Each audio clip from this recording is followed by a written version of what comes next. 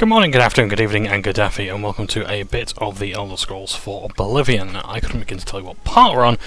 All that I can tell you is that we are about to find a cure for vampirism. Music just went a bit weird there, but hey ho. And look as well, much fewer saves, so things should run a bit more smoothly. Pleasure to speak with you. Yes, I decided to delete some. Have you heard?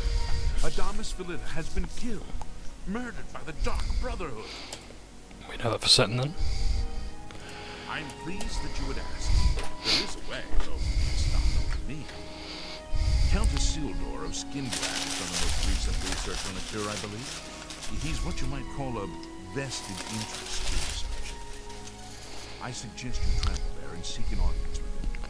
In no condition, I believe he may assist you. I suggest you petition to see Count Isildur in Skingrad. He will be interested in your condition.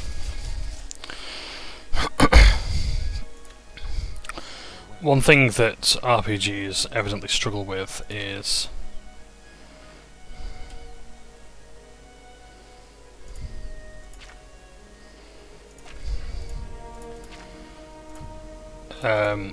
that dialogue does not change depending on your faction.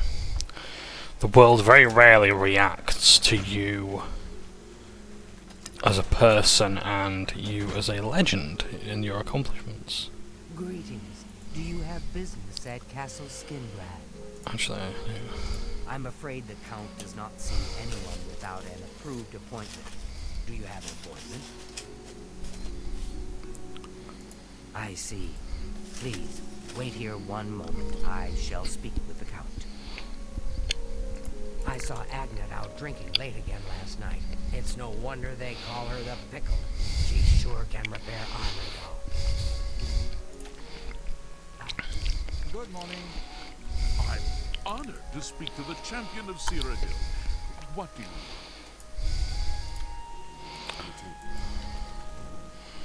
I need to find someone whom I can buy a house with. But evidently nobody appears to be about. It's daylight though. And what a lovely courtyard. Still nothing in the well, but there will be soon enough.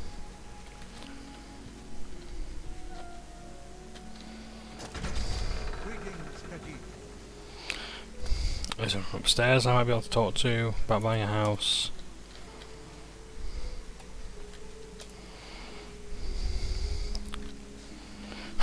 Yeah, it is quite interesting how the Castle of Skingrad does actually look different to most.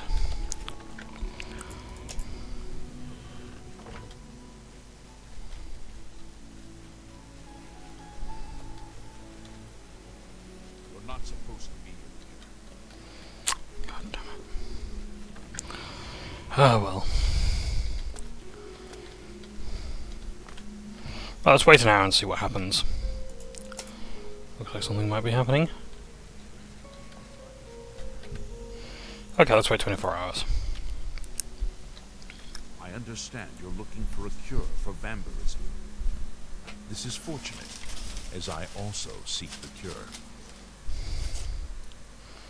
I wish to tell you a story, so that you might understand why I would trust you with my secrets.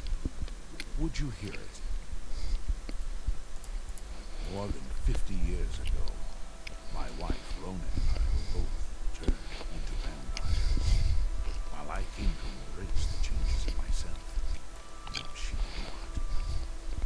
She hated what she had become, and refused to feed to keep herself in health.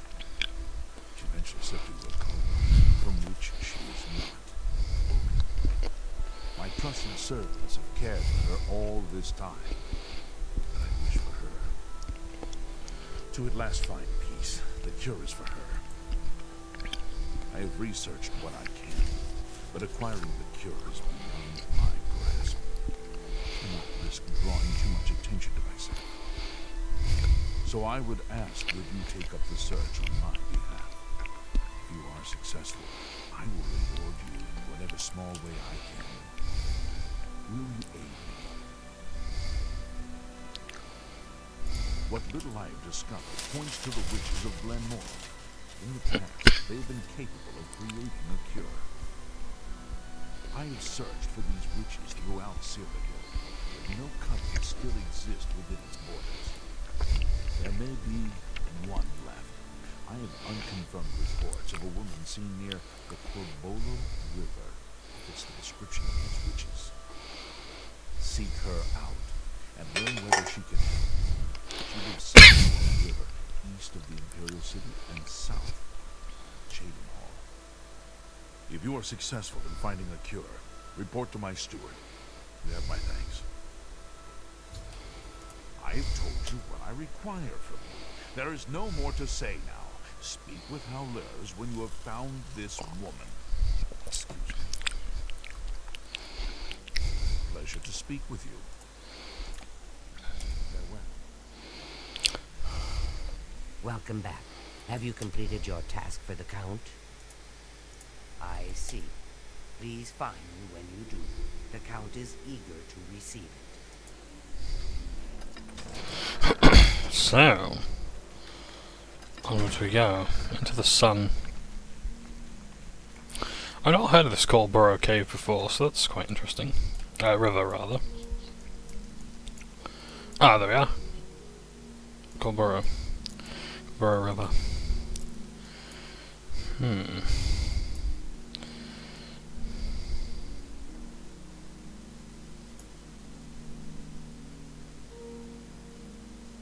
Cropsford. There's a place I need to deal with, actually. Maybe after the Darrowhead quest line we'll be coming back here. As you can see, it's a ruined settlement. Nothing particularly interesting to report. Except for calipers. Which I need. I really do hope it is calipers that I need. But, yeah, anyway. So this is actually a location I've been thinking of for a while. And if demonstrated properly, can actually showcase one of Oblivion's smarter mechanics. Forgive my throat, the coughing rather. My throat's a bit claggy lately.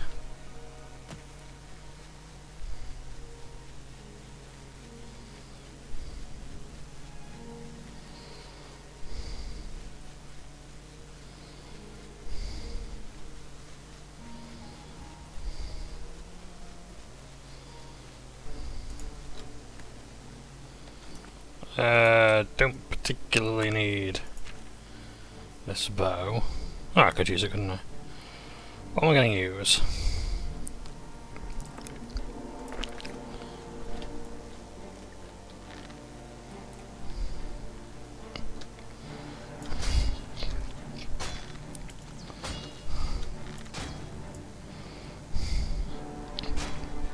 Well, this is a way to get marksmanship up, so I might as well use it.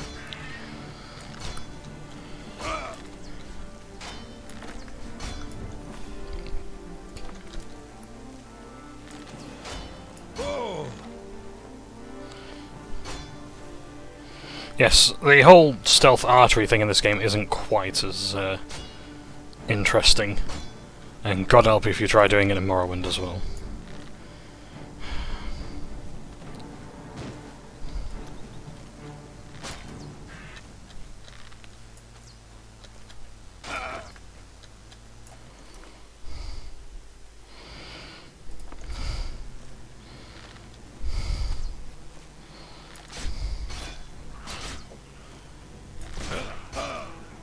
This one belongs to a clan.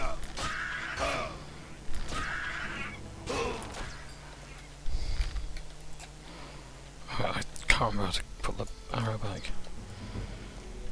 Oh, and my skill just increases as I've just... Great.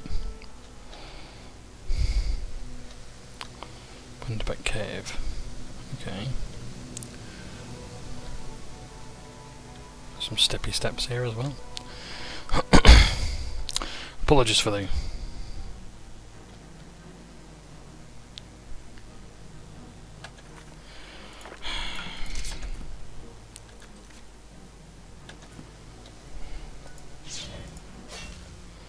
sound of wind outside as well. It is quite stormy here.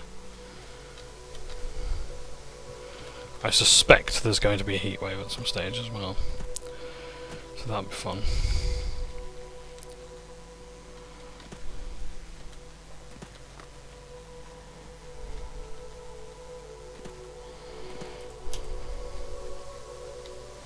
Ah, lovely little house there.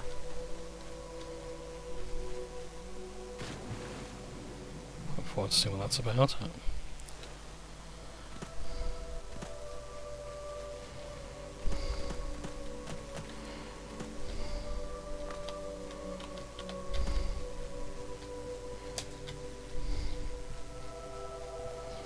Drakelow. Place that you may randomly come across in your travels, but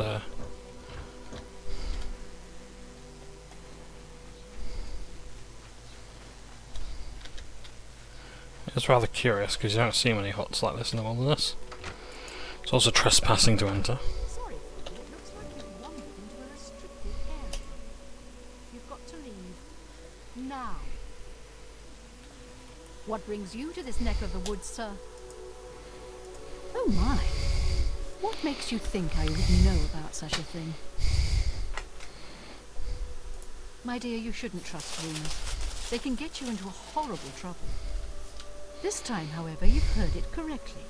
I might know a thing or two about it, but I'm afraid the information isn't free.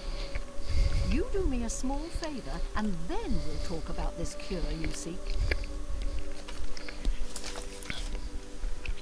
I have my own interests, and they occasionally require resources that are difficult for me to acquire. Soul gems, for example. If you can bring me 5 empty grand soul gems, I'm quite sure I can help you with this cure that you seek. I shall await your return.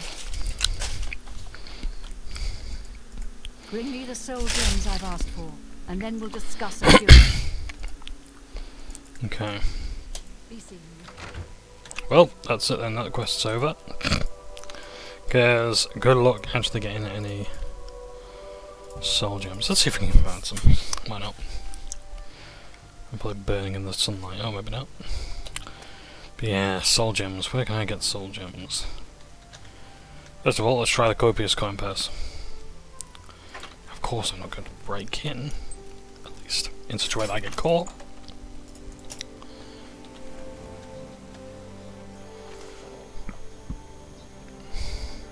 Sit up against the wall, drop your head between your knees, breathe deeply while reciting the 7 aphorisms of Tuakatosh. Swallow the ointment, in a short while the hangover will be gone.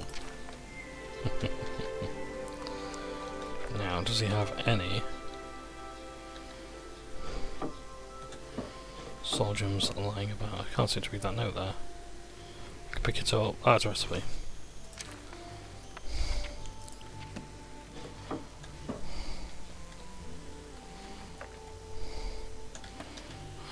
Book 4. I have no need for that then, I'm afraid. Out of curiosity, just what's in this man's basement? A very hard chest.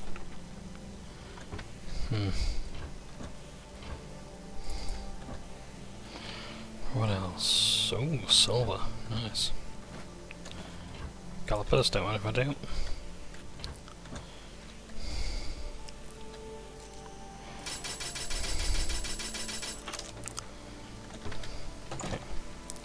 So, this guy doesn't have soul gems, no point hanging around.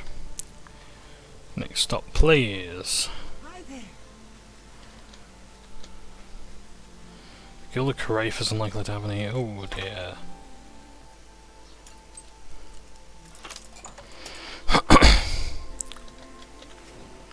Black Arts on Trial. Oh, this is an interesting one. Let's give this a read.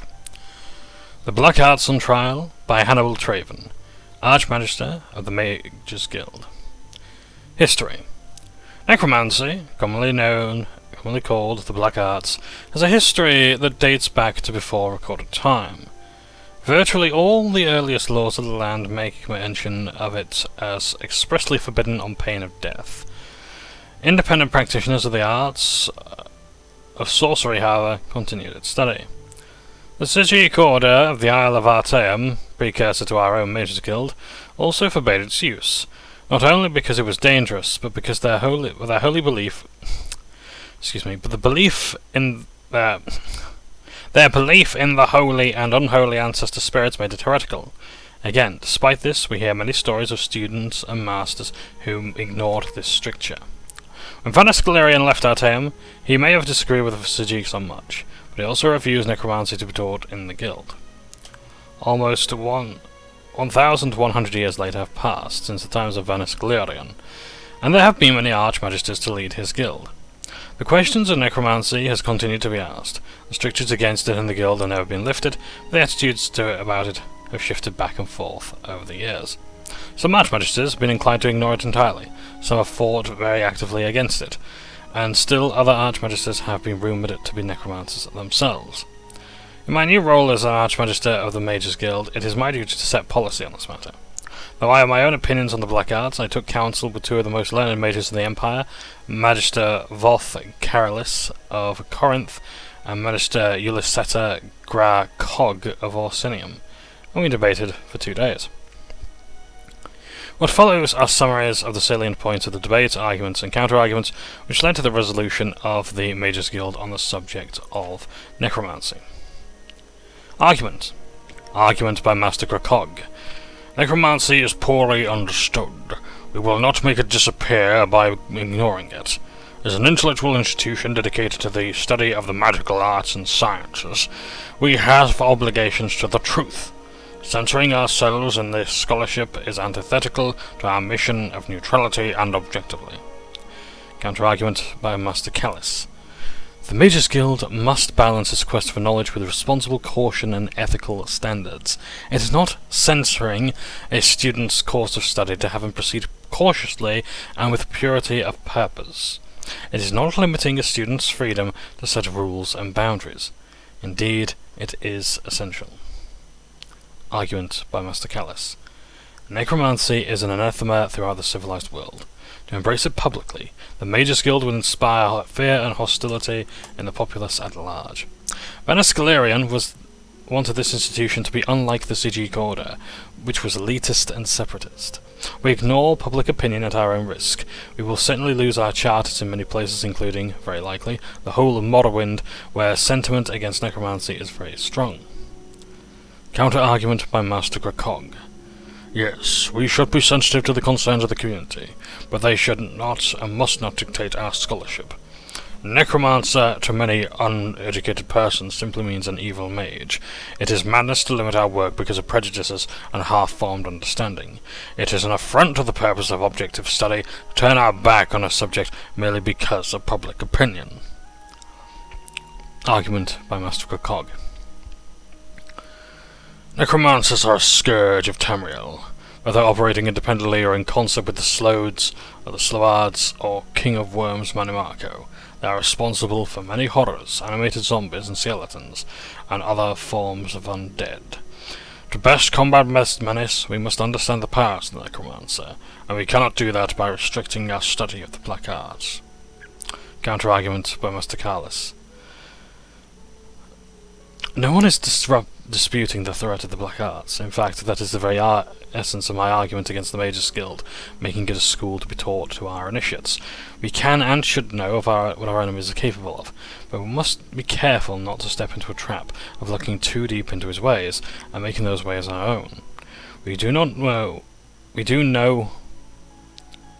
one any good if by studying the evil ways we become evil ourselves. Argument by Master Callis.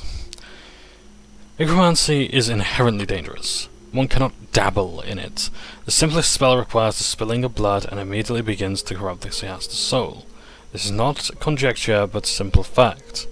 It is irresponsible of the guild to teach and therefore encourage a sort of magical study which has proven itself time and time again to bring nothing but terror and misery on the practitioner and world. Counter-argument by Master Grakog. All schools of magicka are dangerous to the uninitiated.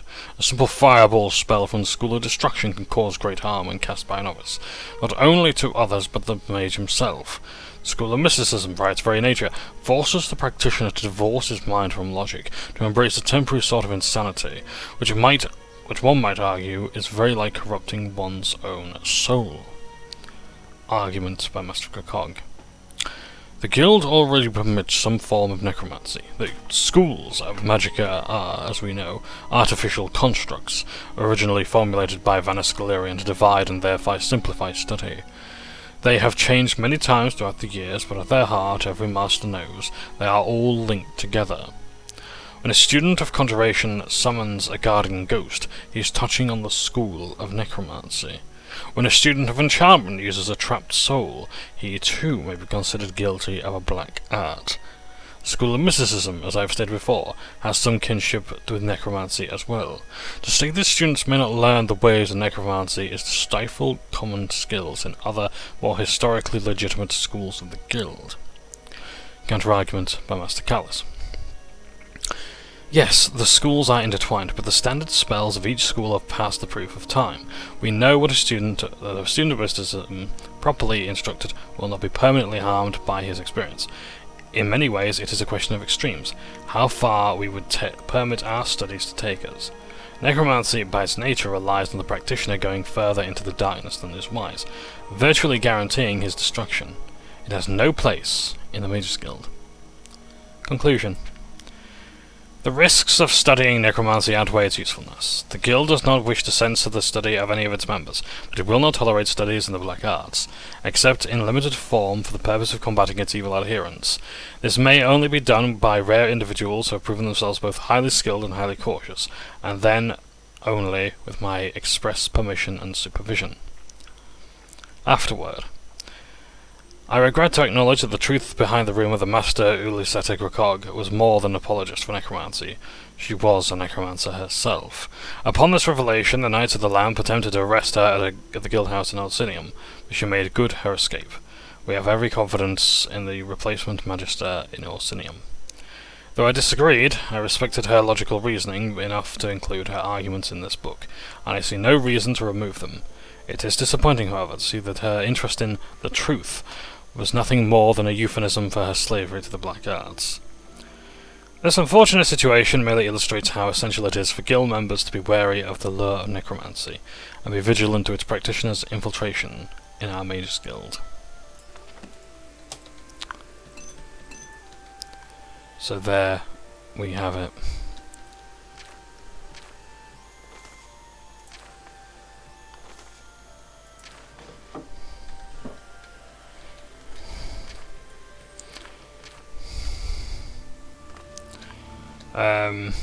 Yeah, so, see, that is sort of essential reading for, like, the Mage's Guild, because, like, yeah, the questline is fun itself, but, like, why are we that bothered by the necromancers?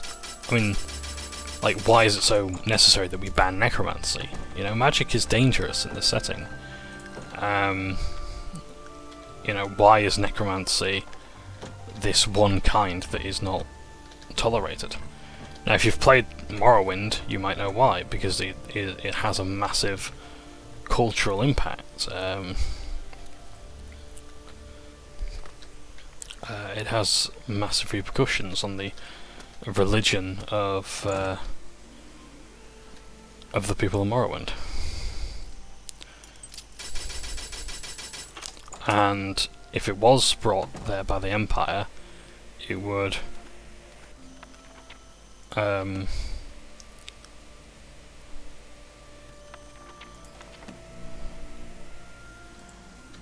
as I say, it would show that, like, the Empire is willing to ignore all of the rituals and rites of the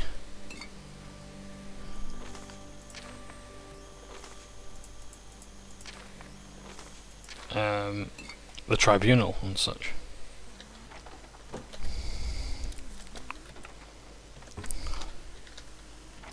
That's not good.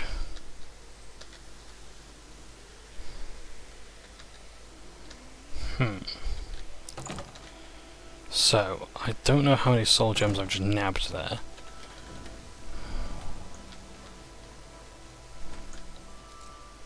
Might there be some here?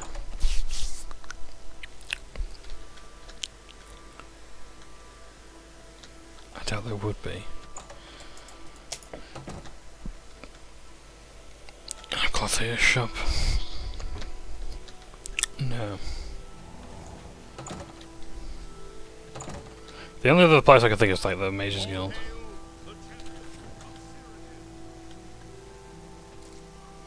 Render staffs. Or staves. We've not been in here before, I don't think. It's a good shop. Oh, I need a key. Damn.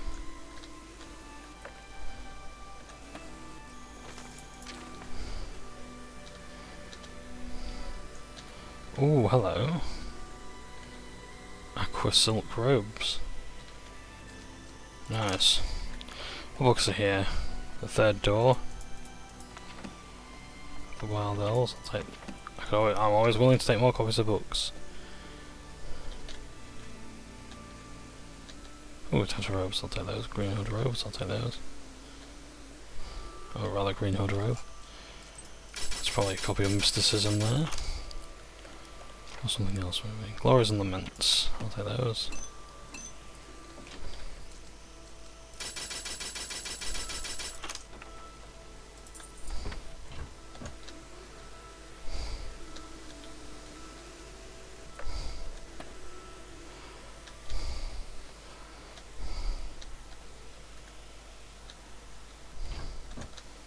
Let's raid the basement.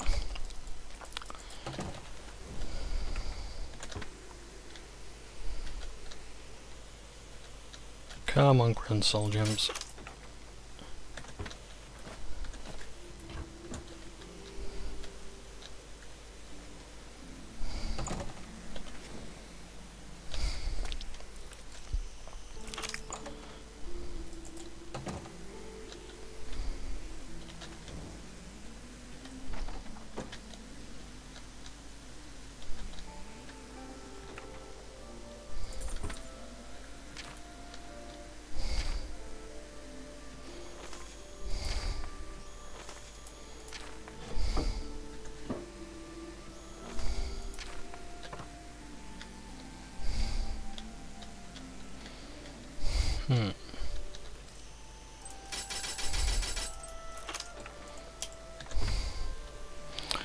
Now, right, I'm gonna go for this key then.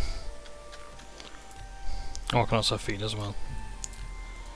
I shall feed and then I shall...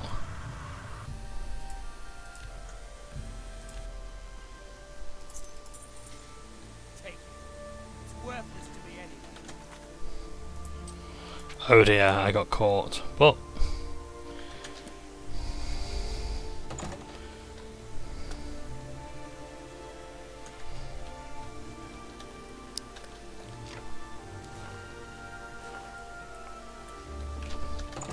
it's allowing me to keep it, so I shall... Right, discount spells.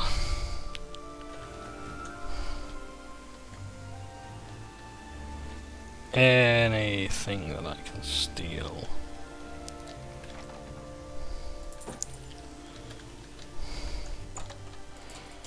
Biggest basement.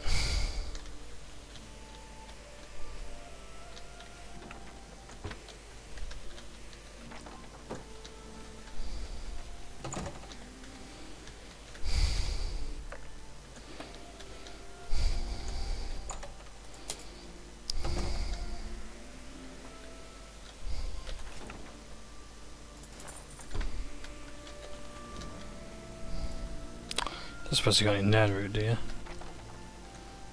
Take a torch. Oh, sneak skills increased.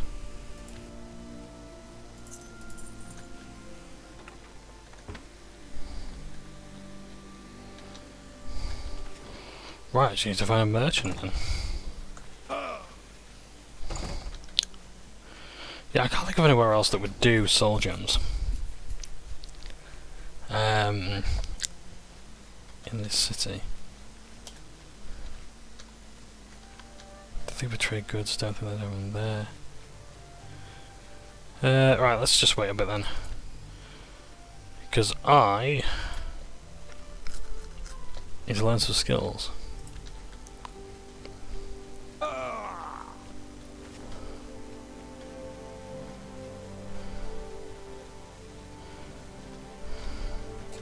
So I'll improve my mercantile skills. Oh dear. Well met. Knowledge is the... Which I've already done. So in that case, I'd best find somewhere to rest then, hadn't I?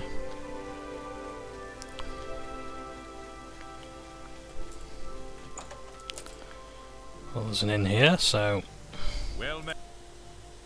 I do have... Can I interest you in Just out some of of my curiosity, you wares? don't have to have... Ooh! You might actually have...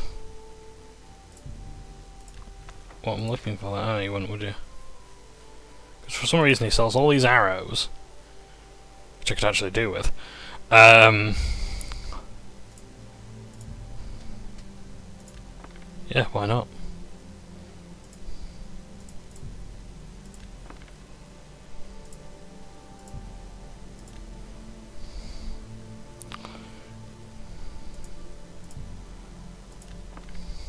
I appreciate your business. I hope I can help. Have a look at my wares. I'm sure there's something. Ooh, I'll take those. I let that go too cheaply. Thank you. Come again. Bye. Right. Now it's time to go to bed. Level up.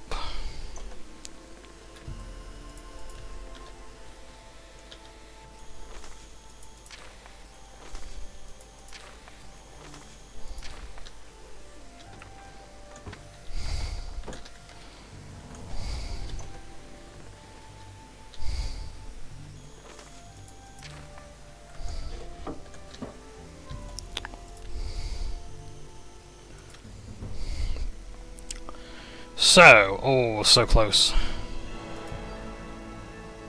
Let's increase my personality, why not? Doesn't actually do that much for me, but hey ho. I'm at level 33.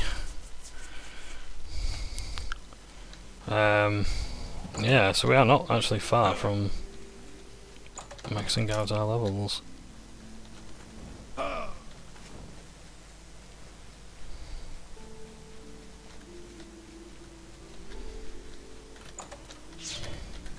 Good day.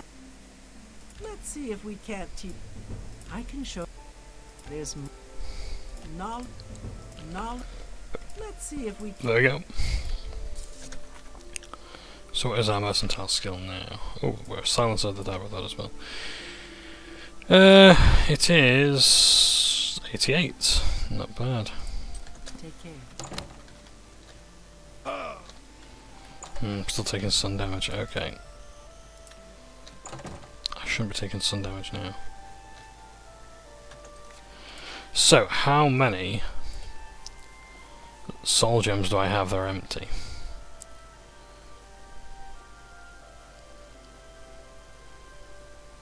4.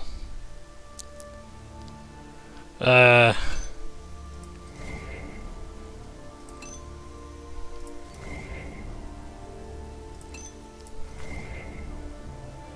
but they have to be empty, don't they?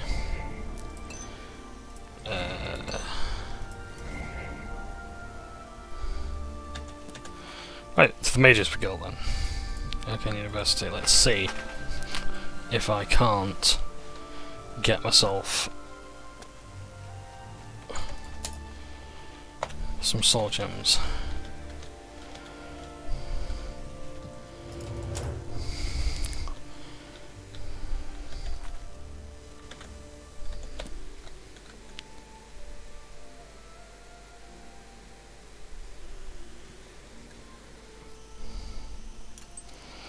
Very hard. I imagine these are replicas. Replica daggers. Yep. And what's that? Lesser soul gem? Shit. No, I don't need lesser, I need greater. No, grand soul gems.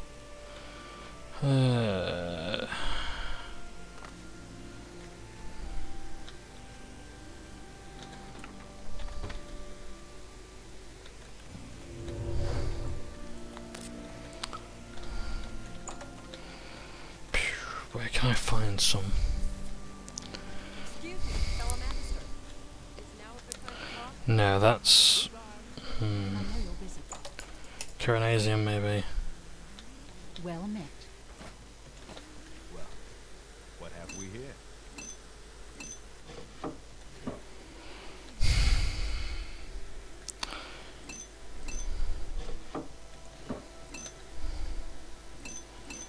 I know these aren't. None of these are going to be grand. Like grand soul gems are worth way too much. Oh, sorry. Let's just get to the black market. There's got to be some there, right?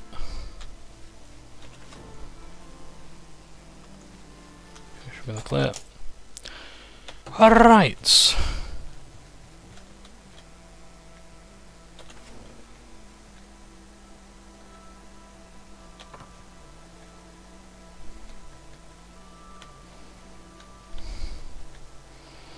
Amazingly, I can be seen from all angles here. Greetings, Khajiit. I'm honored.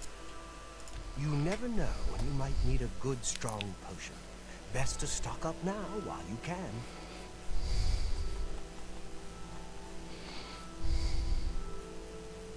It doesn't sell Argonian hearts, interestingly enough. As far as I'm aware, anyway. Nope.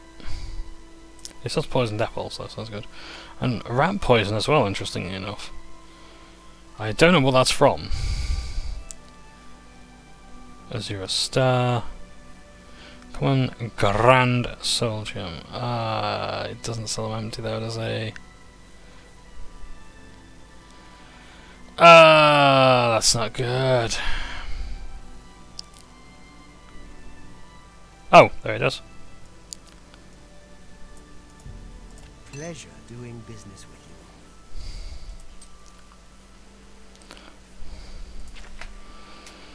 you. Goodbye. So, I now have enough soul gems. Minimum. So I can call this quest.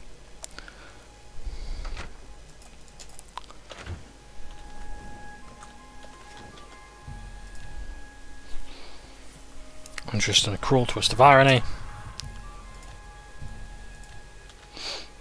I got a feeling. Good to see you again. Do you have the soul gems I requested? I do indeed. Oh, wonderful. These would be most useful to me. Now to the matter at hand. You need a cure for vampirism, yes? I believe I can create a potion that will do the trick, but it requires a few things. Of course it does. To start, I'll need 6 cloves of garlic, 2 shoots of bloodgrass, and 5 leaves of nightshade. Those will be easy enough for you to find. But I'll also need the blood of an Argonian and the ashes of a powerful vampire. Those may be more difficult for you to acquire. Any old Argonian will do, but the vampire must be very powerful indeed. If you succeed, I'll get you what you need. Any questions?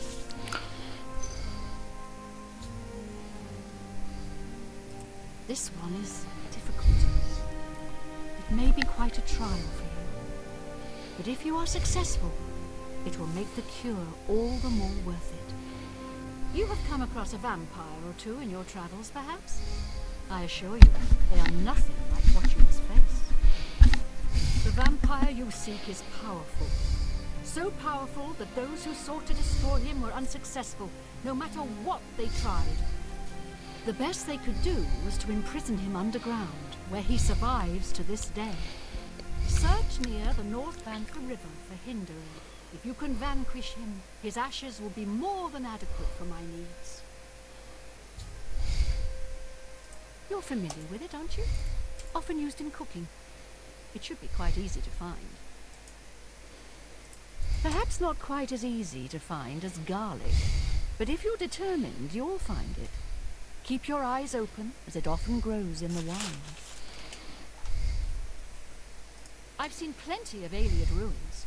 You'd think they'd be picked clean after 2,000 years, but no, there's still great treasures there.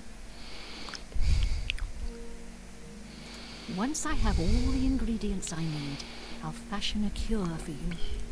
This is a delicate matter and cannot be rushed. The most interesting part, from the plains of Oblivion itself, so it may require some effort to find. Should your travels happen to take you to a place where it grows, keep your eyes open. This dagger has been specially treated. All you need to do is stab an Argonian with it, and there'll be enough blood on it to use. Any old Argonian will do, and you needn't kill it, but do be careful. Stabbing strangers often doesn't sit well with townspeople or the town guards.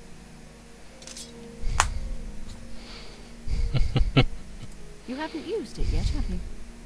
Don't be hesitant. This is the only way. Take care. So,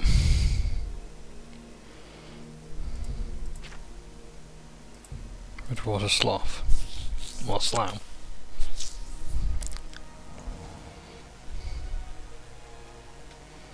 I wonder why it's called Redwater. Let's go in and find out.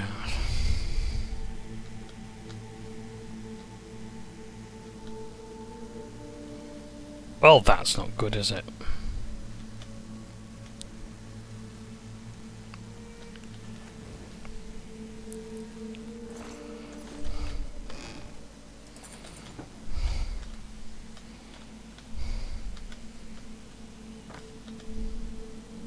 Ooh, short sword of numbing, hello.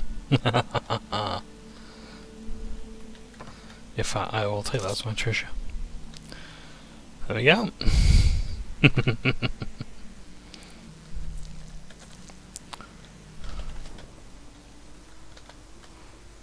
Oh dear. Either he is very well entombed, or he's out. Yeah, I'm not going all the way through there just to find a key. This prick's fucking dead.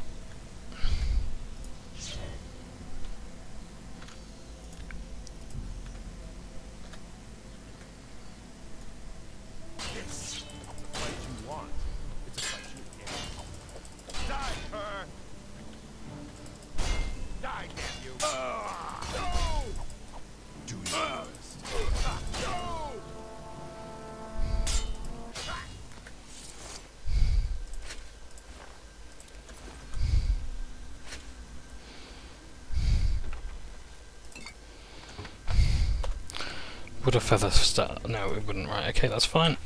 Oh, Christ, my back. Okay. Bleed on strike, interesting. I really must lose some of this stuff. But, it would help if I didn't actually buy, you know, all that stuff. Dietrich Shield. It's as much good as that. Let's drop that. Okay, still encumbered. Don't want to get rid of my Imperial shield. Yeah, I can get rid of those, they're common enough.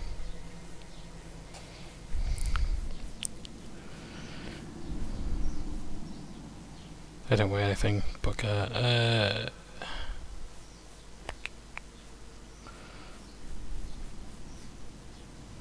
what kind of trump that I haven't just bought? I think I need a lion pelt for someone. Let's rip the shears. We're gonna have to lose a weapon, aren't we? In fact, to be honest, I'm not that bothered. We made enough cash.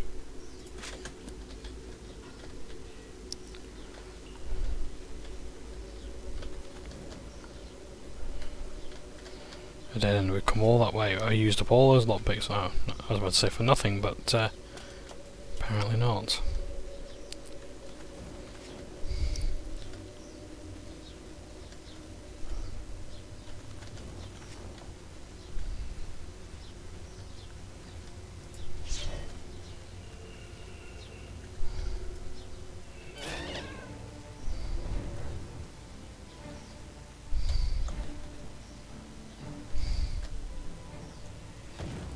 want him to come this way.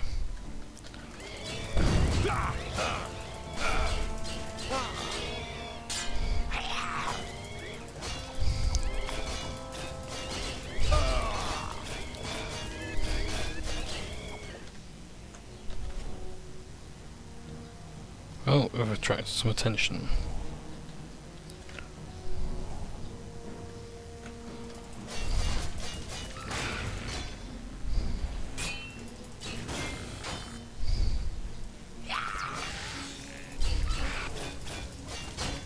Ah, fantastic.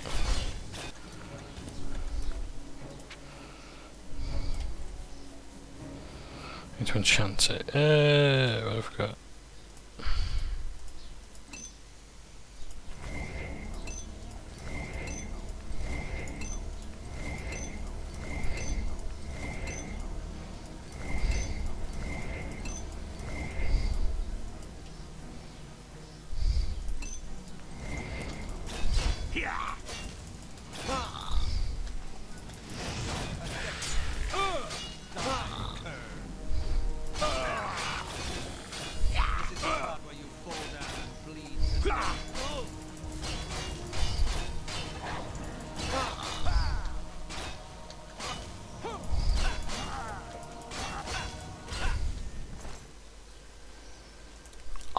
No, I don't know why they walk around barefoot either.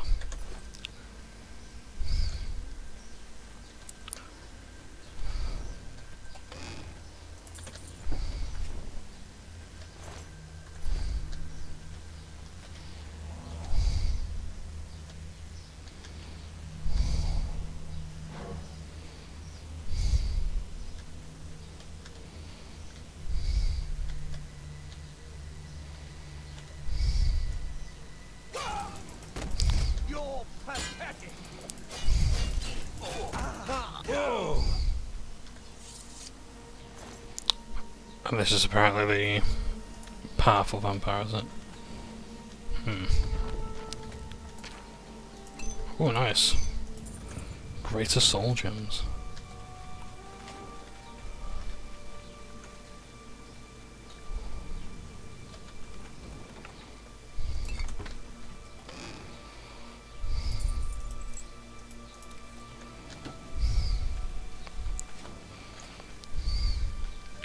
Right, so we've cleared this place out, so we've defeated the powerful vampire, we've got his ashes.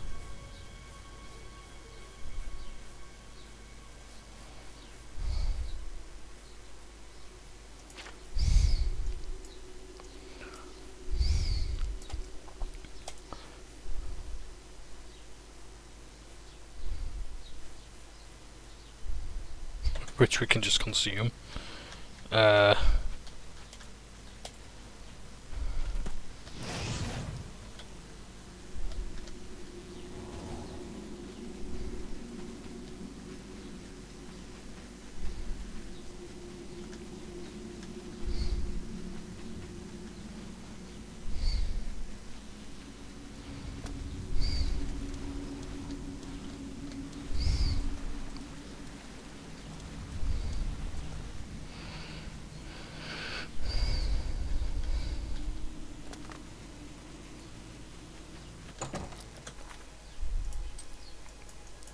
So let's head off to the black market again, quickly grab the ingredients we need, because like, this is just like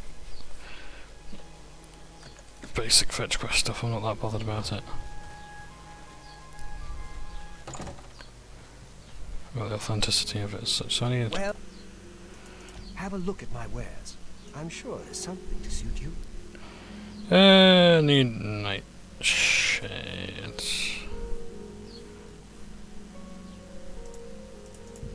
Why not? Pleasure doing business with you. I need garlic.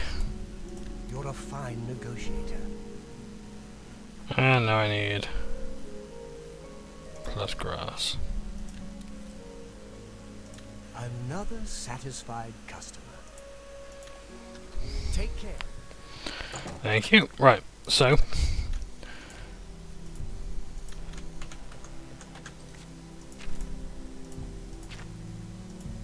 we now have all that we need. I think. Oh, we need the blood of an Argonian as well.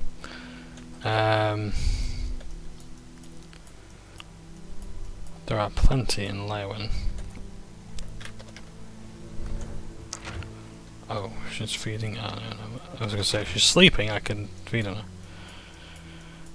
Blood of Argonian.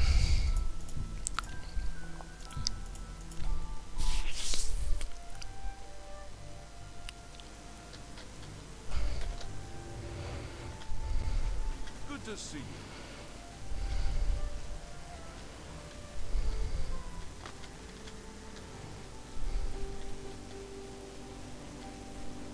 Need to go down to one of the shacks here.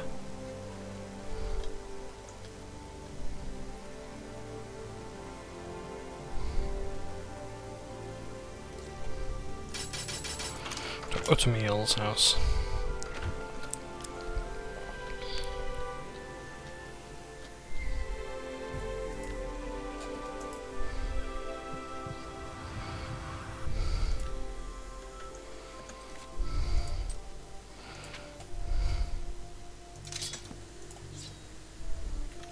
Another silver blade that actually has a strange effect. There's no need to get violent. There we go. Accepts my yield. I have a bounty.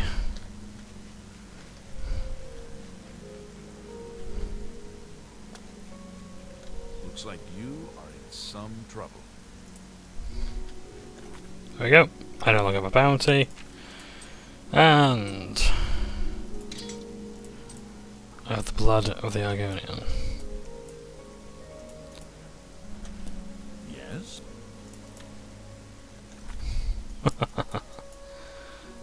Yes, that's just like the default thing where like guards will just run after you because you got a bounty. I managed to speak to one first.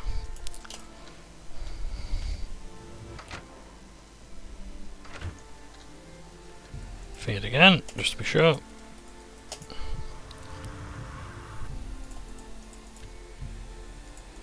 And let's have a chat. What brings you to this neck of the woods, sir? You know, Hindar is destroyed? You are indeed a force to be reckoned with. I shall take the ashes. Finally, some part of him can be put to good use. Wonderful.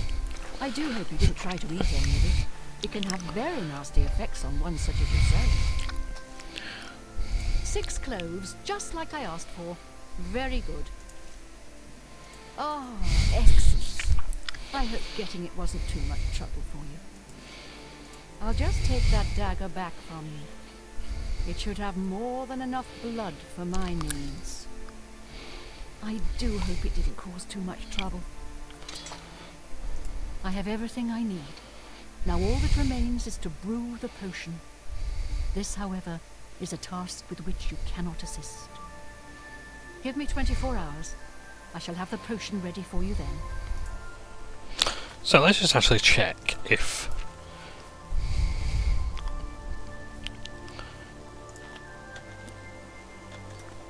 yeah, okay, garlic doesn't actually do anything to me.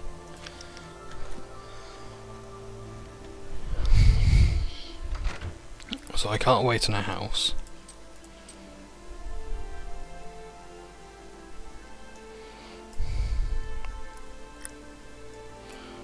So I need to find somewhere else that's safe to go. Perhaps this mine over here. I'll take a shadow hunt and also as well some arrows. Just to fill out that marksmanship skill a bit. Because you will start to eventually get to the point where the only way you're leveling up is through your minor skills. Leveling up in this game really is not that intuitive. So if you are playing, make sure that you're carefully balancing out your major and minor skills.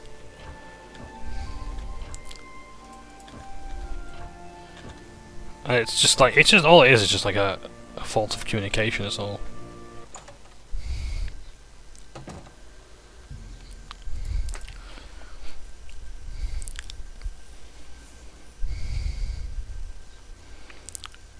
The idea that somehow your major skills are actually not the ones you want to be leveling up for.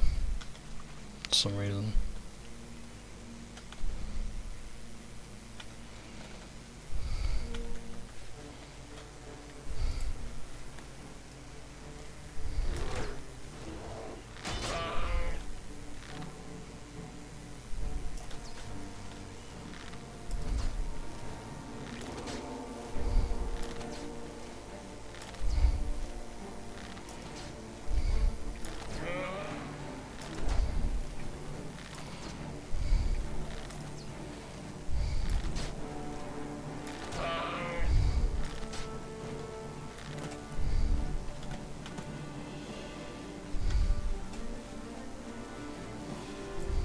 Also, as well as a novice of marksmanship, your fatigue goes down.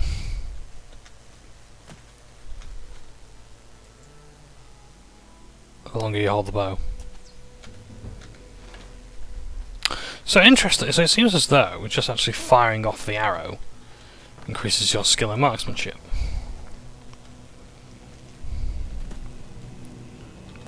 You don't actually have to hit anything. So I think what it is like, you just have to actually expend fatigue doing it. Just as like acrobatics and whatnot is fatigue and health.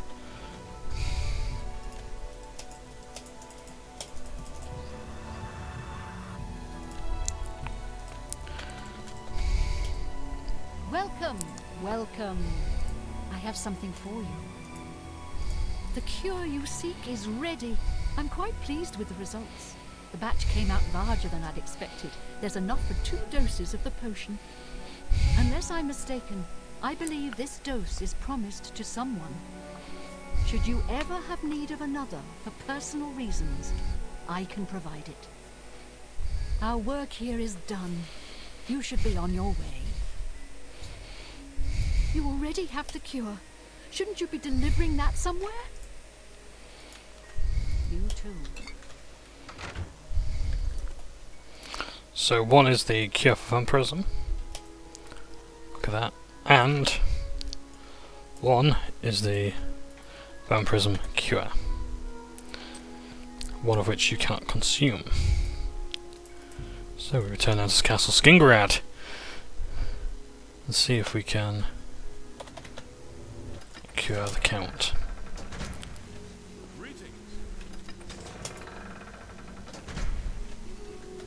Good day. I can speak for the Count. You won't find a better... Your blood? Take care. Welcome back. Have you completed your task for the Count? Yes, it seems that you do. The Count will be pleased. Please, follow me. So for once we actually get to see.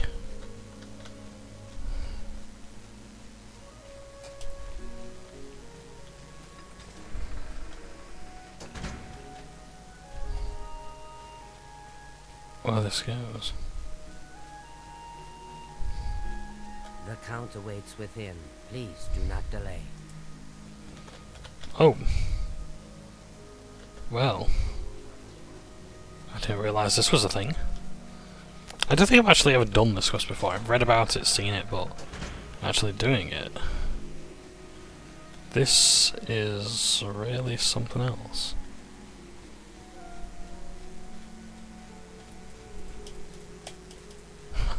Here she is. I've been waiting for you. I could choose to feed on Rona. Oh no, I can't, never mind. Time grows short. The cure must be administered as soon as possible. Please, hand it over. What do you mean time grows short? Rakshazzah has agreed to help revive Rona long enough for her to drink the potion and finally be at peace. If you are quiet, you may remain.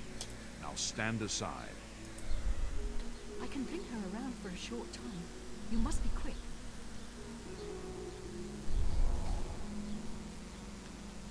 Hello? Dear, it's time to leave. Janice, please no. Oh, let me sleep. Oh, please let me sleep. It's all right. It's all right. Come to me in peace at last. I can rest. True.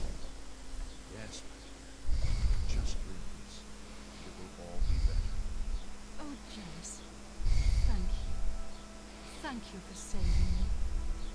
Hello.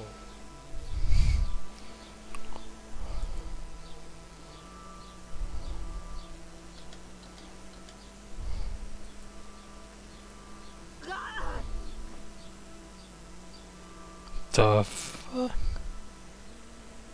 My wife. My beautiful wife. Now is not the time for discussion. Give me a day's time to set her affairs in order. Speak with Hylers tomorrow. Please, leave me to my grief. Please, go. Hush, child, this is serious.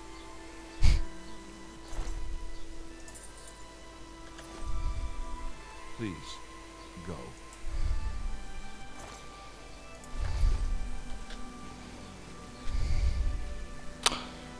So, Hush, child, this is serious.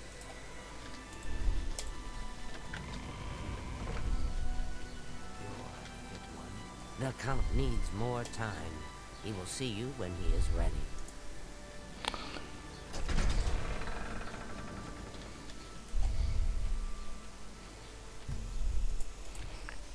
his wife died. We might have to find out why. Unless the Count actually knew this would happen. A warm, gentle breeze causes a tickle on your face. But as you go to brush it off, you find you cannot move your arms. Looking at your skin, you realize that it is turned to a brittle green glass. Standing perfectly still, you breathe in shallow gulps of air, knowing that moving would cause your skin to shatter into 1,000 pieces. The tickle on your face worsens, and you know that you're about to sneeze. As your skin shatters, you wake up sweating.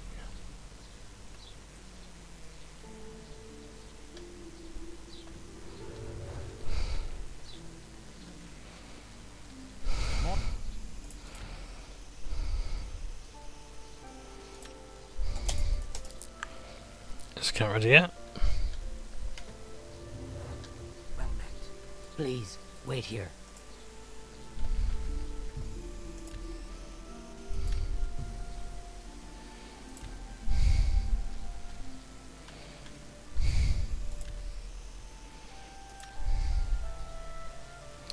Right, I'm done waiting, I'm gonna look for him.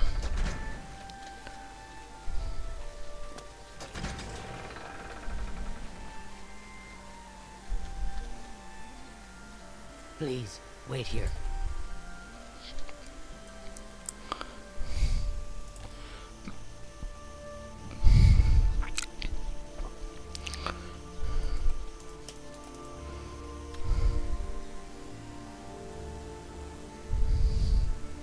Please. I'm gonna find him myself.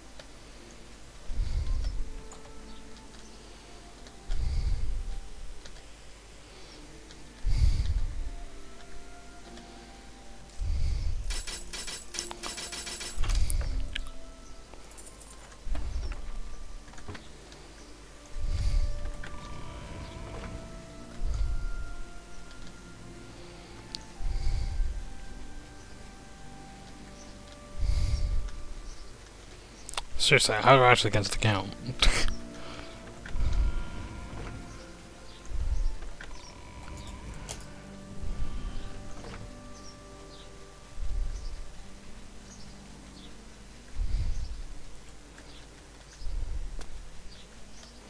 There you are. You're not, please. Oh, for God's sakes.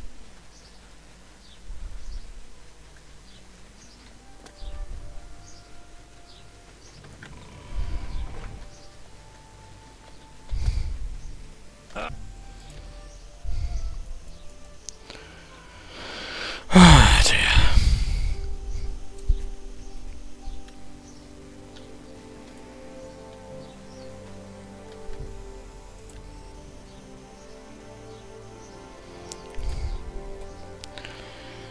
Anything new?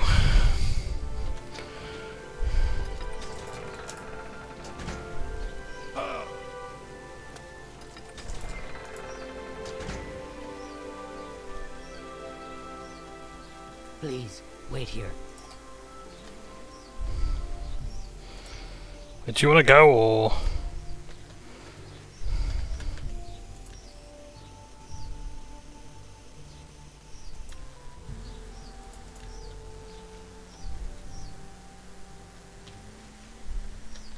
Please.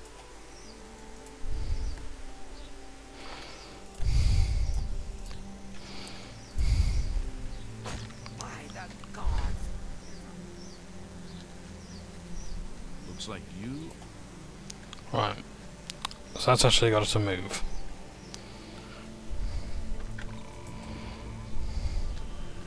Oh! Please, wait here. So it seems as though she's stuck in limbo.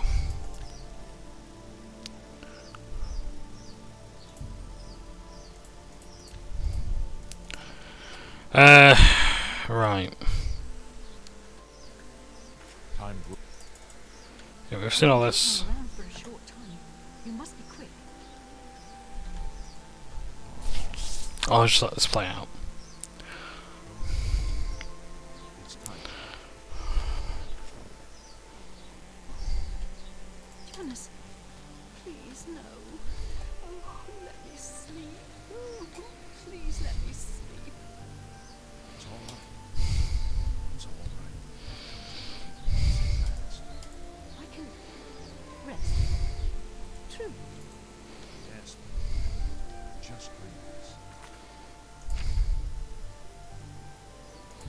It will all be better. Oh, Janice. Thank you. Thank you for saving me. Hello. What is that voice? This is from the mod, maybe? Restoring Kvatch.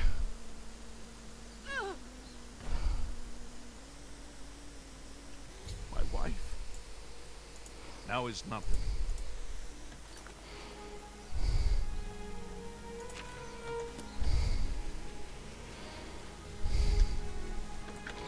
So I'll go there now. You look like The Count needs more. Okay. So I'm gonna spend some time in town, I think. So maybe 7 days. So I'm gonna go to my house in the waterfront. Rest up, drop some stuff off. Get your black horse courier here. Sorry? You too.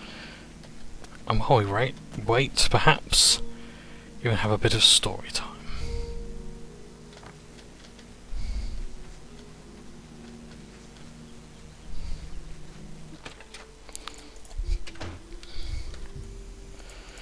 So a bit of a sleep.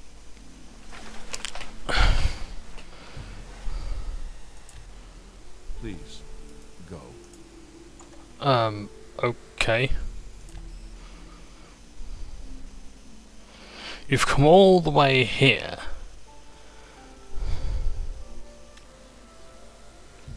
I'm gonna give him some time. Maybe about a week. But good God.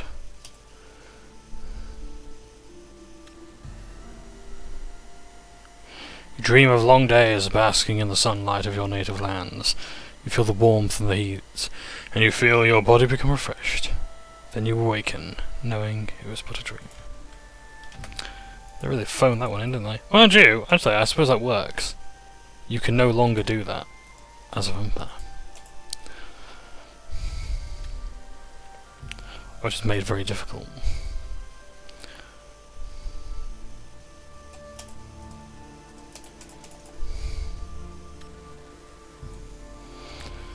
Just give him about a week, and I think he should just be about ready.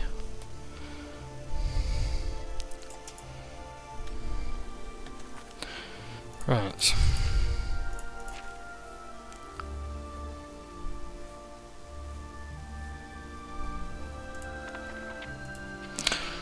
In fact, let's have a bit of a read of a book.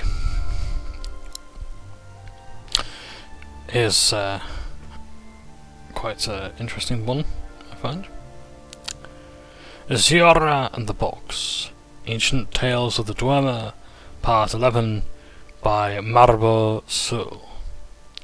Nickelbar had enjoyed an adventurous youth, but had grown to be a very wise, very old Dwemer who spent his life searching for the truth and dispelling superstitions. He invented much and created many theorems and logic structures that bore his name, but much of the world still puzzled him, and nothing was a greater enigma to him than the nature of the Daedra and the Daedra. Over the course of his research, he came to the conclusion that many of the gods were entirely fabricated by man and mer. Nothing, however, was a greater question to Nickelbar than the limits of divine power. Were the great beings the masters of the entire world, or did the humbler creatures have the strength to forge their own destinies? As Nickelbar found himself nearing the end of his life, he felt he must understand this last basic truth. Among the sage's acquaintances was a holy Kema priest named Athenic. When the priest was visiting Bethalag Zatarams,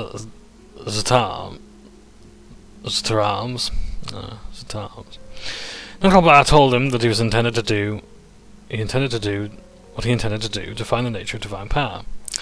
Athenic was terrified and pleaded with his friend not to break his great mystery, but Nickelbar was resolute. Finally, the priest agreed to assist out of love for his friend, though he feared the results of this blasphemy. Athenic summoned Azura. After the unusual rituals by which the priest had declared his faith in their powers, and Azura agreed to do him no harm, Nickelbar and a dozen of his students entered the summoning chamber, carrying with them a large box. "As you see in our land, Azura, you are the goddess of the dusk and dawn, and all the mysteries therein," said Nickelbar, trying to appear kindly and as obsequious. Obsequious, I think is the word. Forgive me, I don't know that one. As he could be. "It is said that your knowledge is absolute." "So it is," smiled the Daedra. "You would know, for example, what is in this wooden box," said Nickelbar. Zira turned to Athenic, her brow furrowed. The priest was quick to explain. "Goddess, this Dwarma is a very wise and respected man. Believe me, the intention is not to mock your greatness, but to demonstrate it to the scientist and to the rest of his skeptical race. I have tried to explain your power to him, but his philosophy is such that he must see it demonstrated." "If I am to demonstrate my might in a way to bring the Dwemer race to understanding, it might have been a more impressive feat than you would have me do," growled Azura, and turned to look Nickelbar in the eyes. "There is a red-petaled flower in the box." Nickelbar did not smile or frown. He simply opened the box and revealed to all that it was empty. When the students turned to look to Azura, she was gone. Only Athenic had seen the goddess's expression before she vanished, and he could not speak. He was trembling so. A curse had fallen, but even crueler was the knowledge of divine power that had been demonstrated. Nickelbar also looked pale, uncertain on his feet, but his face shone with fear. Not fear, but bliss. The smile of a Dwemer finding evidence for a truth only suspected. Two of his students supported him, and two supported the priest as they left the chamber. "I have studied very much over the years, performed countless experiments, taught myself 1,000 languages, and yet the skill that has taught me the final truth is one that I learned when I was but a poor young man, trying only to have enough gold to eat," whispered the sage. As he was escorted up the stairs to his bed, a red flower petal fell from his sleeve, from his voluminous robe. Nickelbar died that night. A portrait of peace that comes from content and knowledge. Publisher's notes. This is another tale whose origin is unmistakably Dwemer. Again, the words of some old translations are quite different, but the essence of the story is the same. The Dunmer have a similar tale about Nickelbar, but in the Dunmer version, Aziara recognises the trick and refuses to answer the question. She slays the Dwemer present for their skepticism and curses the Dunmer for blasphemy. In the Almirist versions, Azir is tricked not by an empty box, but by a box containing a sphere, which somehow becomes a flat square. Of course, the Almirist versions, being a few steps closer to the original Dwemer, are much more difficult to understand. Perhaps a stage magic explanation was added by Gore Felham because Felham's own experience with such tricks in his players when a mage was not available. Madabar's soul left even the character of Nickelbar alone, and he represents many Dwemer virtues. His skepticism, while not nearly as in the Almirist version, is often celebrated, though it brings a curse upon the Dwemer and the unnamed house of the poor priest. Whatever the true nature of the gods, and how right or wrong the Dwemer were about them, this tale might explain why the dwarves vanished from the face of Tamriel. Though Nickelbar and his kind may have not been intended to mock the Aedra and Daedra, the skepticism certainly offended the divine orders. So, just gonna quickly put some arrows away.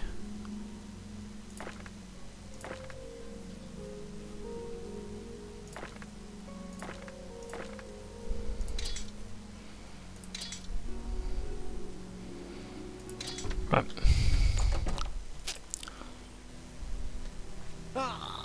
I better find someone's house to break into.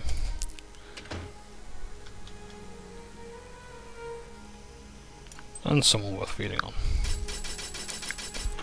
I don't think it's late enough for any such person to go to bed just yet, but you never know. Oh Christ, my back. Yep, Jair's not in bed yet, so we will wait a few more hours.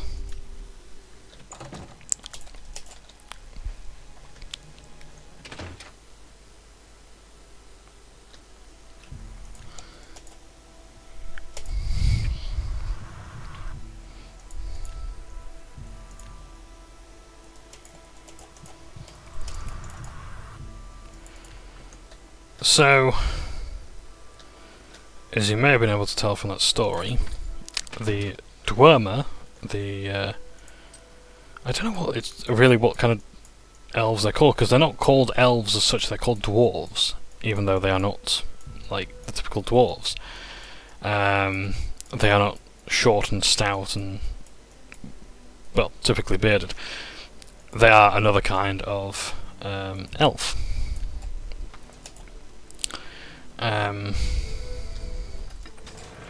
But yeah, not much is known about the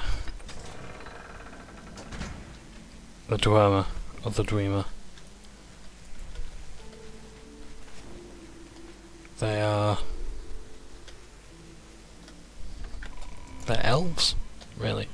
Another form of elf, but they are responsible for the great machinations, like these steam machines. Yeah, they are a great inventor people.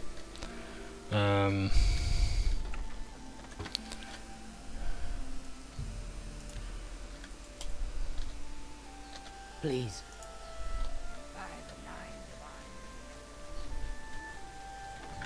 I caught this up again. Because I think I'm meant to see her in the lobby. Then she walks and gets the count.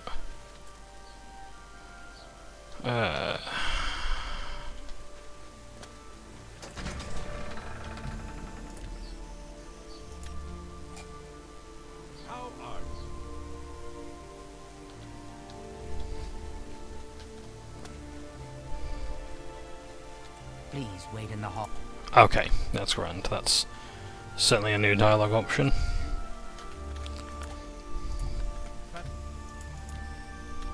There we go.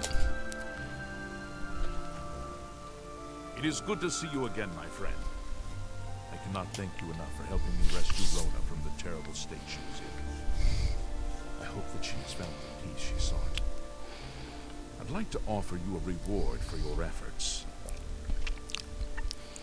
Given your present condition, the main gift I would offer is useless.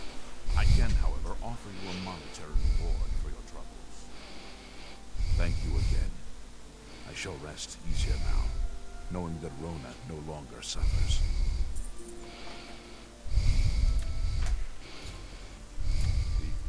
Greetings, champion. I am at your service. So, if we do that, and I take the cure, should be up here, cure from prism. There we go. That's good to know. So I wait again. It is good to see you again. I cannot thank you enough for helping me rescue Rona. I'd like to offer you... It seems you've been cured of vampirism yourself, so I can offer no help in that regard. I can, however, present you with a sum of money. Thank you again. I shall rest easier now, knowing that Rona no longer suffers. Goodbye. A pleasure to speak with you. I've had about enough of Sir Lazar. He thinks he's so much better than everyone else. I can speak for the Count. I will order the deed drawn up. Take this key. The house is just inside the gate, by the bridge to the chapel. Don't worry about Vanderell and Trevidius. I'll have him evicted. I'm sure he'll find another home easily. Oh, and don't worry. We're tossing all his junk out as well. If you head to Colovian Traders, Gunder can provide all sorts of great furnishings for your new home. Good luck. Good day. Lucky your knuckles. So, there we have it. We are cured of our vampirism. We've been paid 10,000 gold pieces, which is no small amount. It is possibly the largest quest reward you will be given in one lump sum. Yeah, you can do the arena multiple times over, fine, but you can also do this and get it in one go. But it is a lengthy quest, and it does require you to get a lot of niche ingredients, like bloodgrass. You better hope that you've visited plenty of Oblivion gates, at least close them so their ruins remain behind.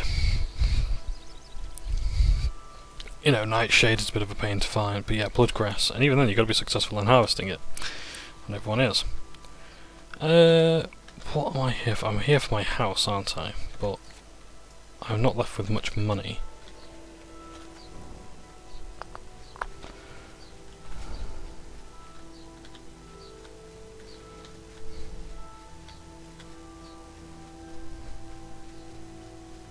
Hello. So yeah. Good to see you. Oh, one more thing as well. There may be more or fewer videos in the future. It depends. The reason is because with any luck, there's a new position going on at my workplace, and I know this isn't my house, but just thought I'd have a look around for nostalgia's sake. Good to see this cleared out the bodies.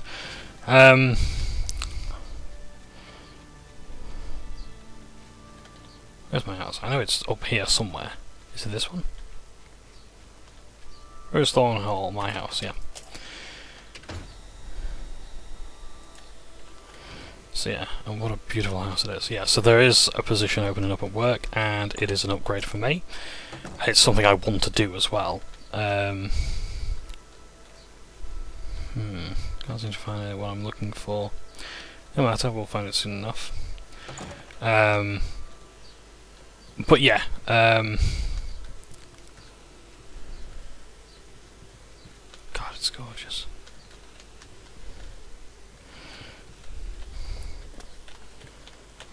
Yep, there is a fireplace there, just checking. But yeah, so there is a position in Open Up, which is a flat upgrade for me, so if I can get that, and maybe even get some more flexible working from it as well. I need the furnishings. No matter. So yeah, so if I can get that, it means a work from home day as well.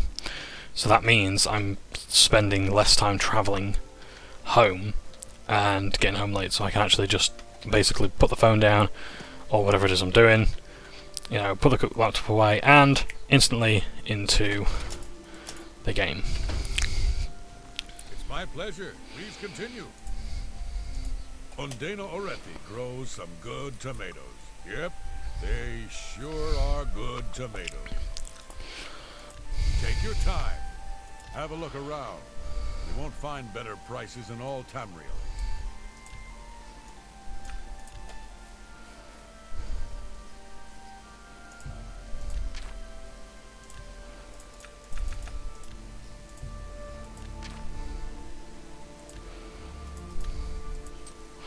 Well, let's try and sell some stuff. So, but I'll see. Like, whatever happens, I'm kind of fine with, to be honest. Like, you know, it's yeah.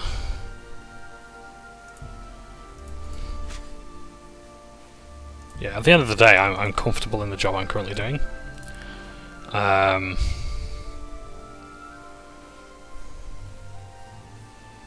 But this is a good opportunity that I really don't want to pass up, because this is ultimately why I applied for the original job.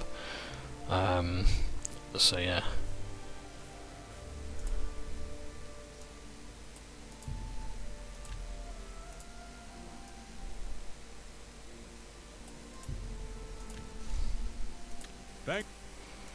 Let's do business.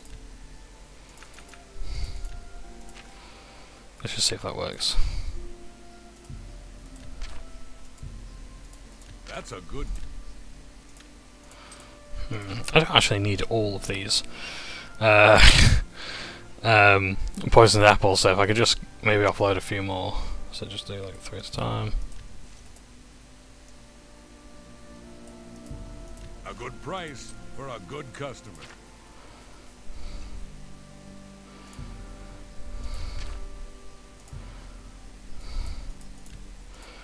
I'm gonna invest. May I interest you in some? Oh, I think I already have. Goodbye. So let's hope that that's enough, because there's something I want to show you about the Skingrad house before we continue on with the Dark Brotherhood. There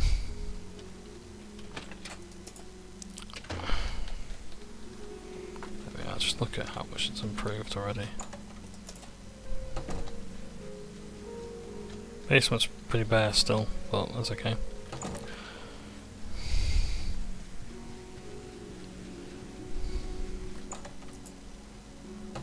This is the bedroom. Looks like anvil there.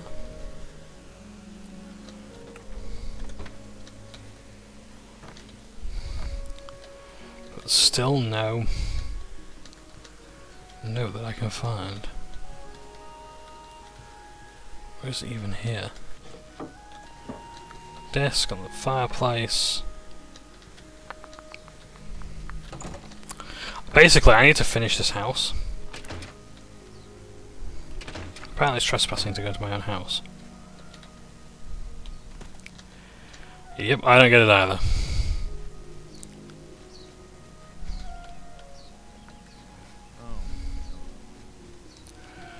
So, I need to find someone to trade with and things to sell. Good day. Shum Groyarug is the butler in Castle Skingrad. Who ever heard of an orc butler? Plus, he's in that orc social club. What a joke. Bye. Welcome to. Have a look at my wares. I'm sure there's something to suit you. Let's sell some potions, I guess. You. Potion of sickness I do actually want, because that's much more useful if I'm just learning how to. Drive a hard bargain. Level up my An marksmanship. excellent bargain. That's a good deal. I appreciate I'm not actually getting anywhere with this, am I? What else can I sell? Let's. Oh.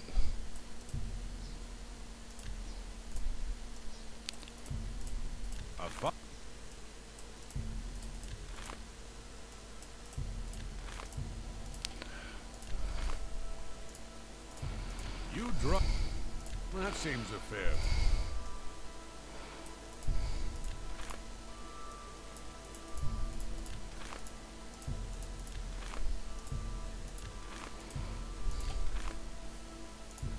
An excellent.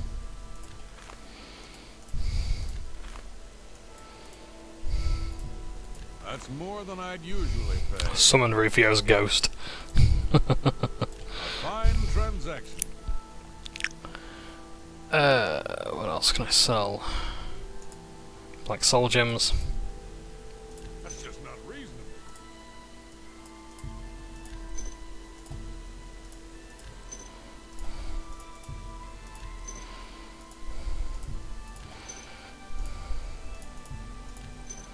There we go, right, should be able to buy some more house stuff now.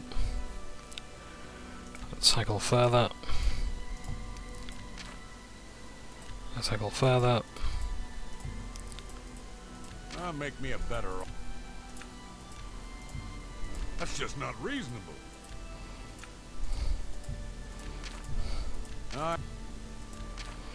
2, 4, 6, 8, 10,000 I need. I don't really. I have yet to see someone actually want these. The thing is, yeah, I'll sell the flawed ones. The flawless ones I want to keep.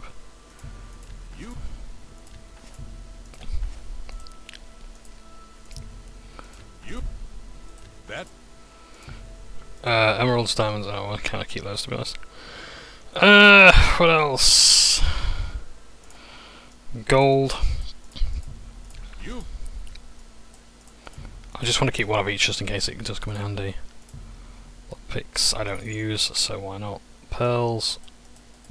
I don't think I'm going to need any pearls.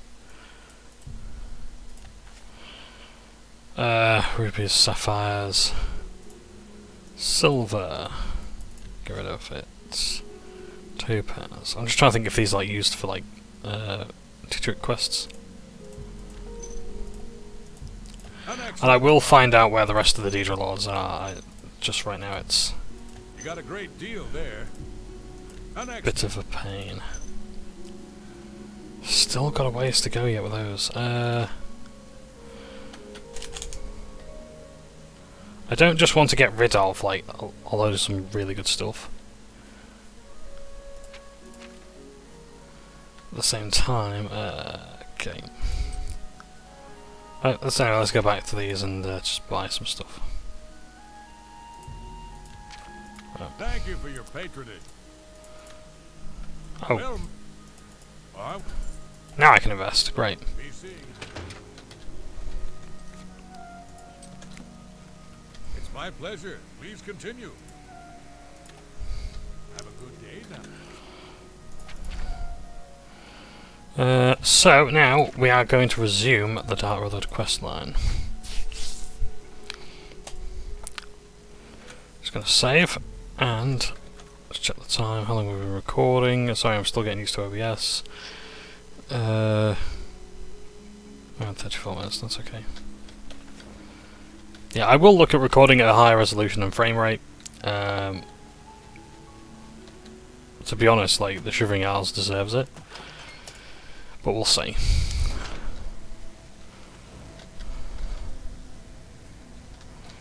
Right. I am honored by your presence. How can Uchiha be of assistance? You've seen Lucien Lachance then. Good, good. I know whatever task he has for you will be carried out with skill and discretion. I've Lucien Lachance's word is law. Whatever contract he has given you must be carried out without question. Go now to your family member and may the Night Mother wrap you in her cold, loving embrace.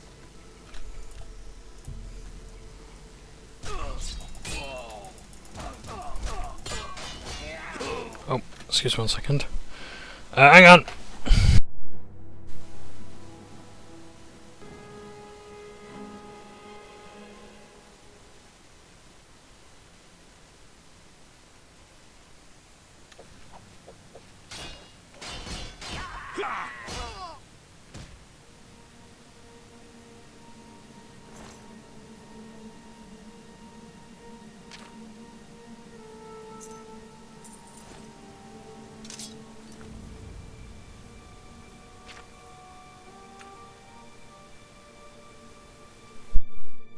Right, apologies for the for that there. Just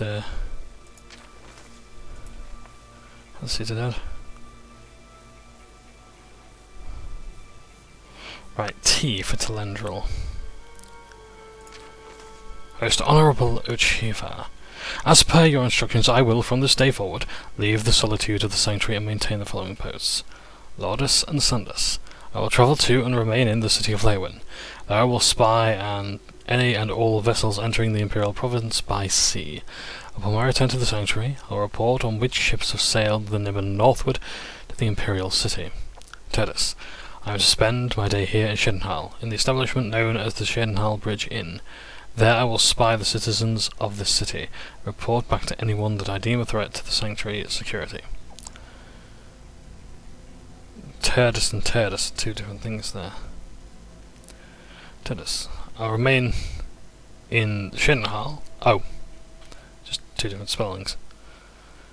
I'll remain in Shedenhal, but keep an watchful eye on the sanctuary entrance. At the first sign of suspicious activity, I report back to you immediately. My thanks again to you, Uchifa. Your reliance on my gift for subterfuge will serve the Brotherhood well. Of this I promise. May we always walk in the shadow of Sidis. Telendril. Dark Guardian has thankfully not witnessed my murder.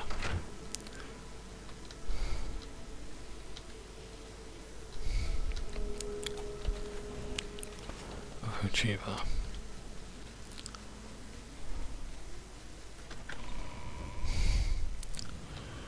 I must find my brothers and sisters. You are like a dove. Oh, it's my pleasure. Please continue. A cure? Yes. The chance would not have selected you for a contract unless he had the utmost confidence in your abilities. Best not let him down. Spill some blood for me, dear brother. Hail, my brother! So,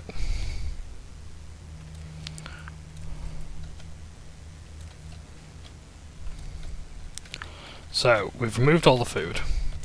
So now, we can drop the poisoned apples.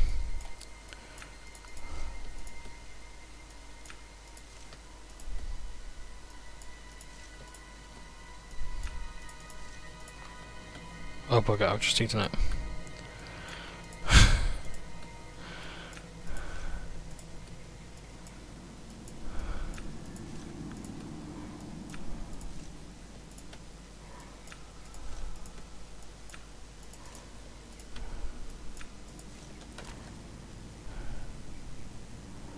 Well, that's not good. Hail, my brother! Yeah, if I put one in front of him, I also remove the bear.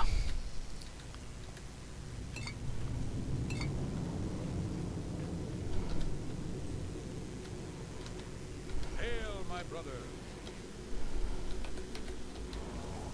They will eventually eat them and die. A bit like me, who was stupid enough to eat the poison apple, but never mind.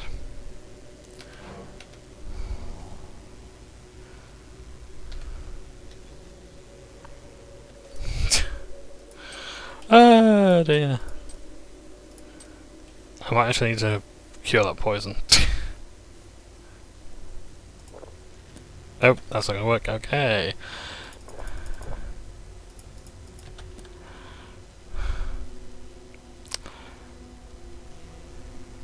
Hail, my brother!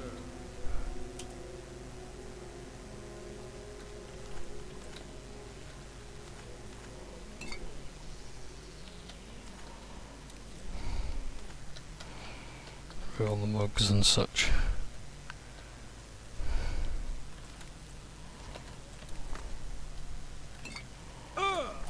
Okay. So.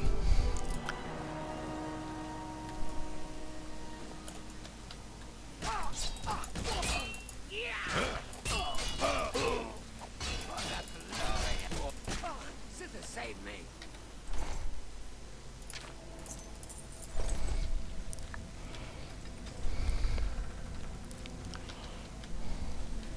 So yeah, so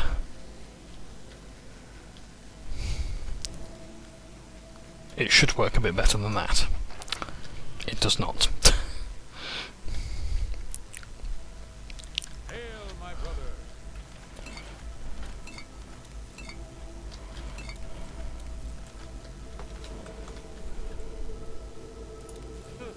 Take it.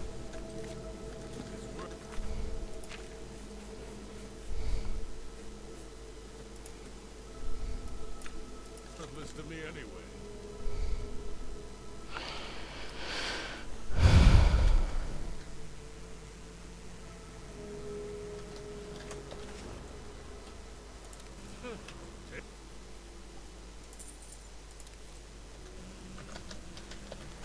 So now he hasn't got his boar meat, so he has to eat that apple.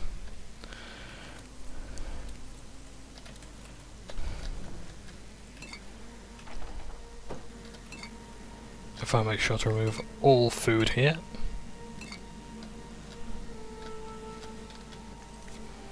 They will have no choice but to eat the apple.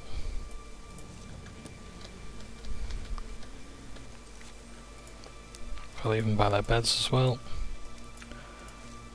Oh, fuck, I've just done it again.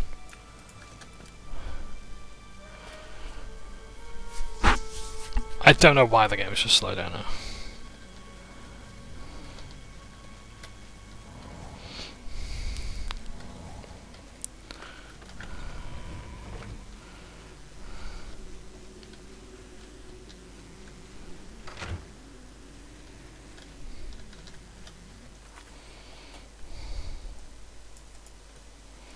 So there's some garlic lying around as well.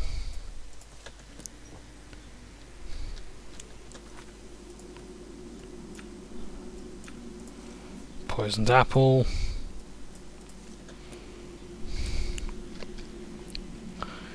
Just make sure that they can actually pick them up and eat them.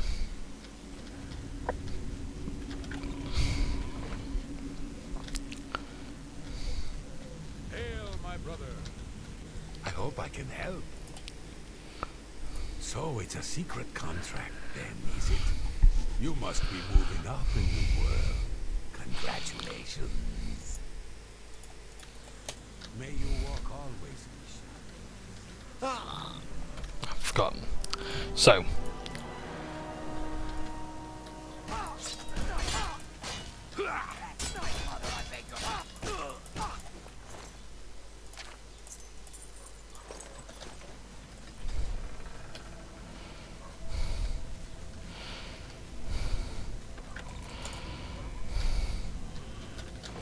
Someone else has just gone in there.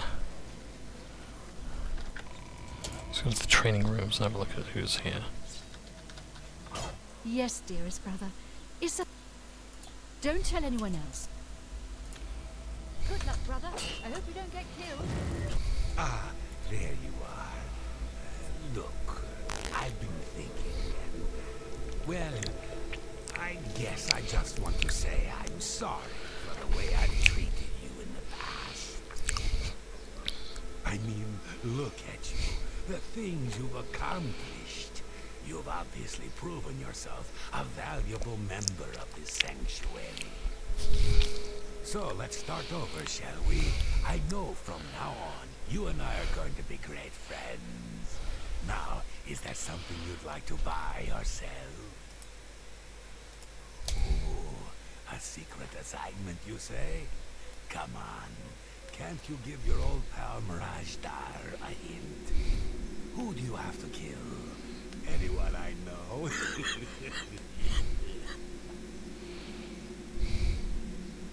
Only quality goods for sale here. What can I interest you in?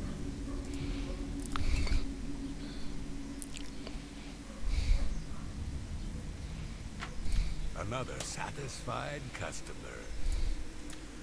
Until we meet again, my dear friend. So that dialogue only unlocks when you've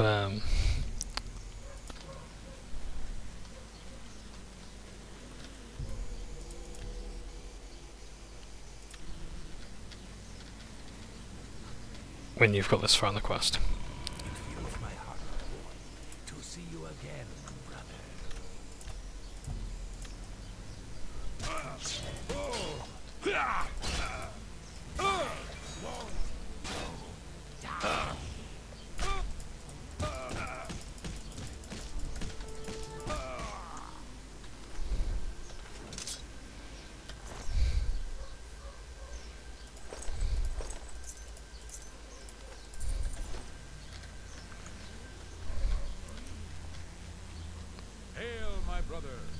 I know what you're thinking. LeChance gave me a special assignment once. Had to go all the way to Somerset Isle for that one. Killed me about 30 elves. Ah, good times. Happy hunting, my brother.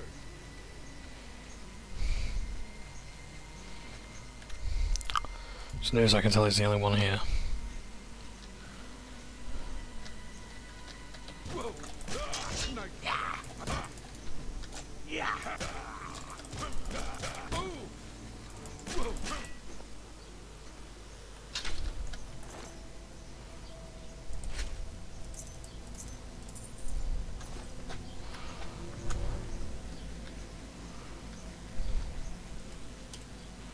So good to...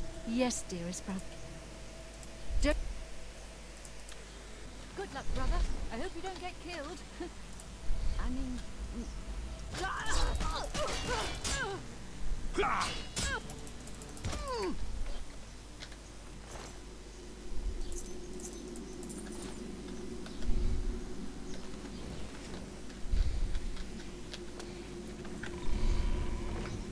like a dark gift from the Night Mother herself.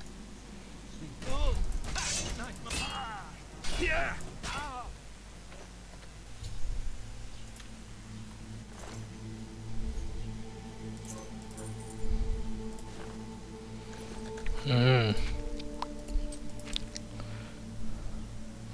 So that's considered a completed quest. If I needed information about it, vampirism, I'll have to find it elsewhere. I just feel how the Dark Guardian is totally unbothered. I do like his look, I'm not gonna lie. So there's 2 more contracts.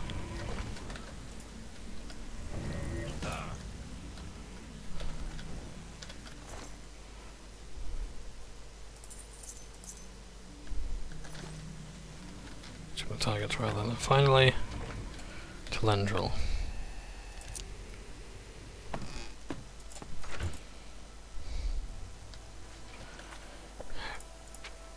And Telendril's a bit of a pain to find because she moves from location to location.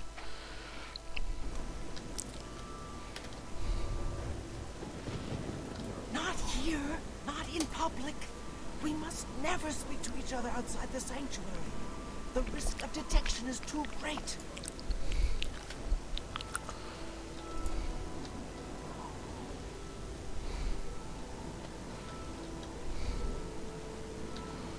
As soon as that bacon's gone,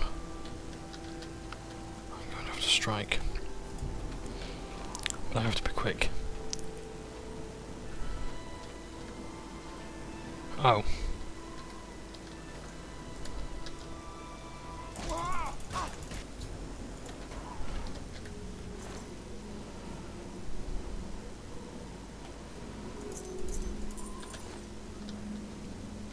Good morning. Duty call. Oh, there's no bounty then. Okay. Great. Great.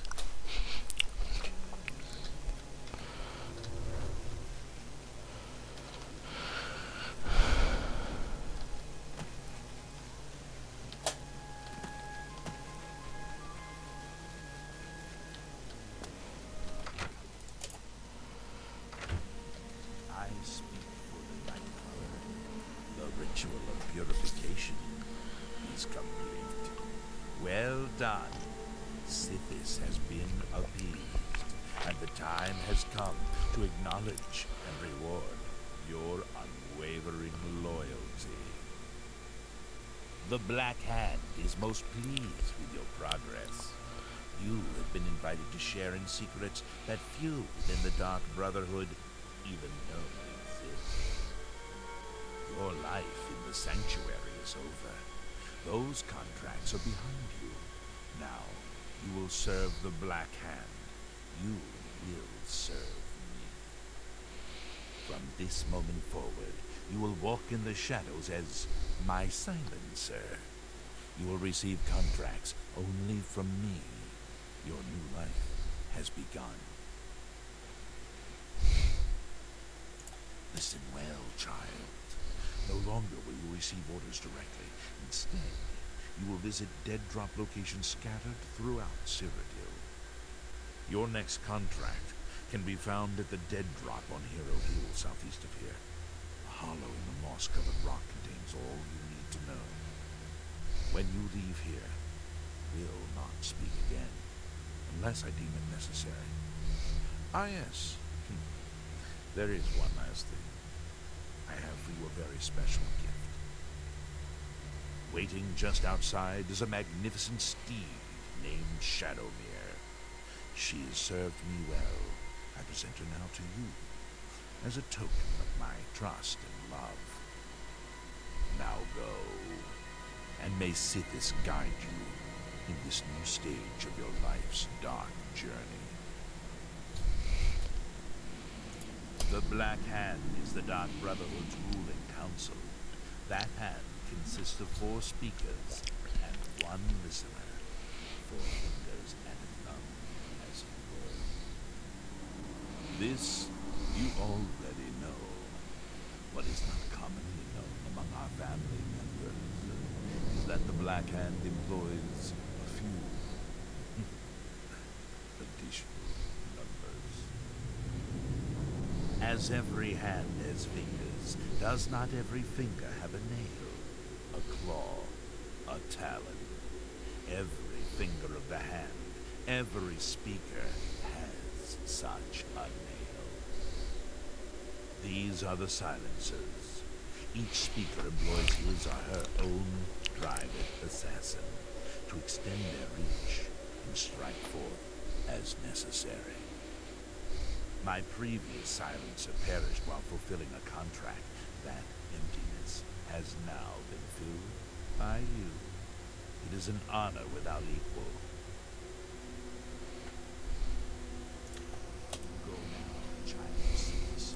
Walk in the shadow of fear and bring glory to our dread father. And so we must go. Let's go to Hero Hill. But first, you must be Shadowmere.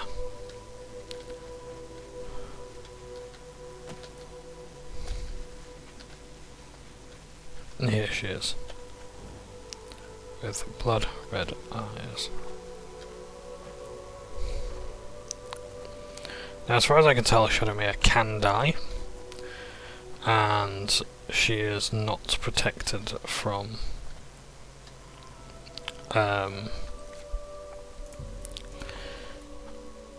like, I don't think she just comes back to life like she does in Skyrim.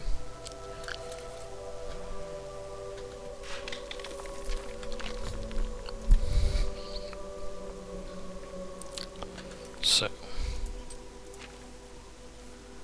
Dead Drop Orders number 1. Silencer. You are now reading your first Dead Drop note here on Hero Hill, which proves to me that you are well appointed to the tasks that lie ahead. Journey now to Leaf Rot Cave. There you will encounter an ancient necromancer who is attempting to escape death by transforming himself into a lich. This necromancer, Sladain, has not yet completed his metamorphosis, but is immensely powerful, possibly too powerful to be confronted directly. Search Leaf Rock Cave. Necromancers are wizards after all, and wizards are prolific by nature. Kaladin surely has written records, and these records may contain evidence of some kind of weakness. Perhaps there is a way to destroy Saladin besides direct confrontation, but destroy him you must. The next Romancer lies dead. Journey to the city of Coral for your next dead drop. At the foot of the great oak, hidden in the bushes is an old sack. Inside you will find your reward for killing the necromancer, as well as information regarding your next contract. Serve me well, Silencer. There's no telling just how far you might advance. So, onwards we must go, but first I just quickly want to add this location to my map. No particular reason, just because I like having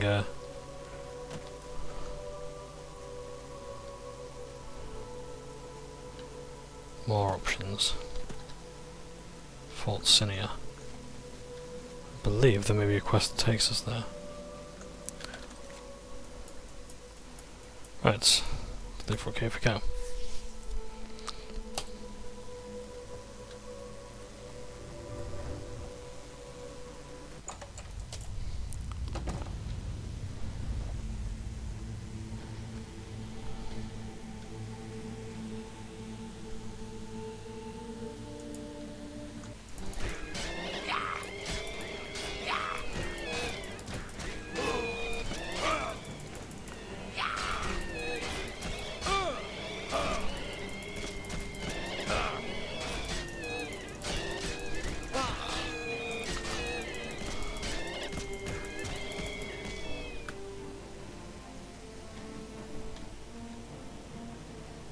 For Transcendence. The Art of War Magic. Ooh, that'll be a good one. Darkest Darkness, Fundamentals of Alchemy. Of Scare to the Tut. So, Entry 1. My initial findings may have been inconclusive, but they set me on the path that I will pursue until I have achieved my goal, or lie rotting in this cave. Either outcome will be a welcome respite from the days and nights I've spent toiling without food, water, or any kind of companionship. Lesser Mage would have fallen prey to madness by now, I'm sure of it. But I am not a Lesser Mage. Though they try in earnest, through their hearts and minds true to the teachings of our great sovereign, my fellow necromancers lack the complete dedication required to achieve that of the ultimate goals, the state of lichdom.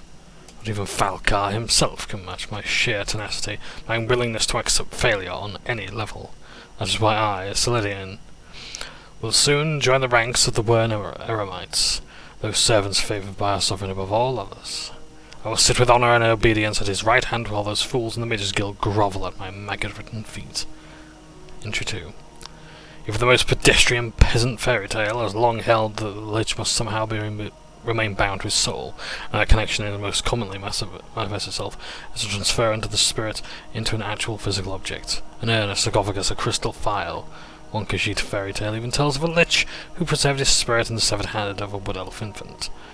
And these same peasants comforted themselves with the belief that if they had the grave misfortune of facing a lich, they would need only find a vessel containing his spirit form and then destroy it, thus destroying the lich himself. Fools in their folklore. True liches possess no such weakness. Can one of the sovereign's worm eremites be bested by shattering a glass vase? The very notion is so absurd as to be comical. Yes, a necromancer must transfer his soul into a physical vessel, but when that transference is complete, the necromancer has fully metamorphosed into his lich form. The vessel is inconsequential. It's the process of this transference itself that has eluded me so long. My soul remains bound to my earthly body, and nothing I have attempted has allowed me to free myself of this mortal coil and transcend the state of lichdom I so dearly desire. Entry 3. Every tome I've acquired are the volumes upon volume of necromantic discourse, all useless. I've grown disgusted by the years of wasted life that could have been poured into these so-called essential writings. Who in their right mind would ever wish to animate a month-dead cyrodiilic butterfly, or bring life to the rotting husk of a rare albino mudcrab? How many months have I wasted away in this cave, and for what reason? Ah, yes. I know now.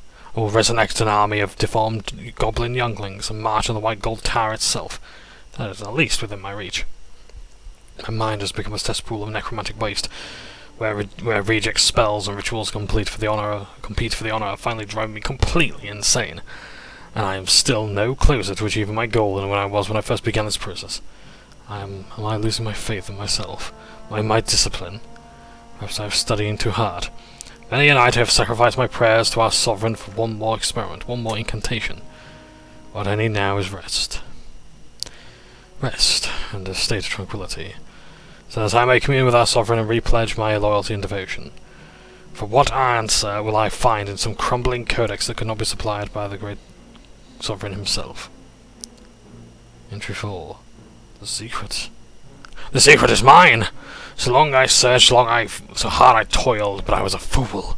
I was right to forego my studies for a more ardent devotion to prayer.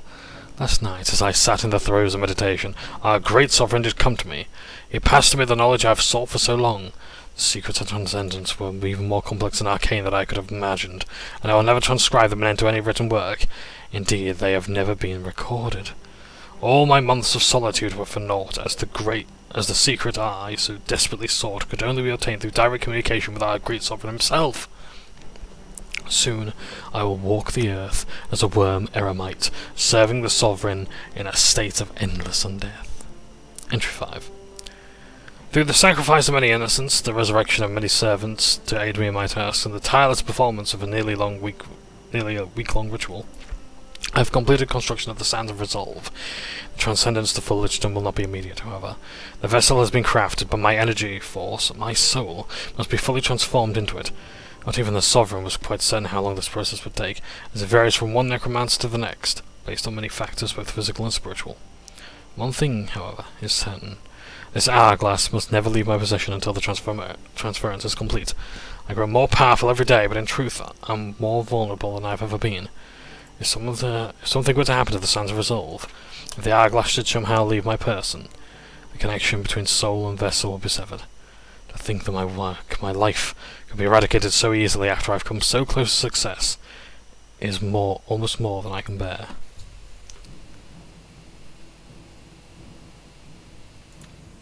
So,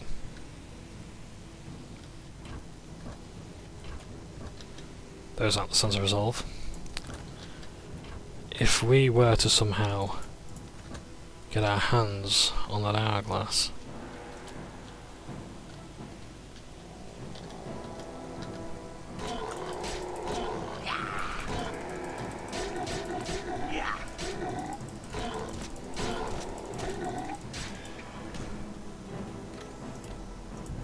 I'm still in combat because I've still.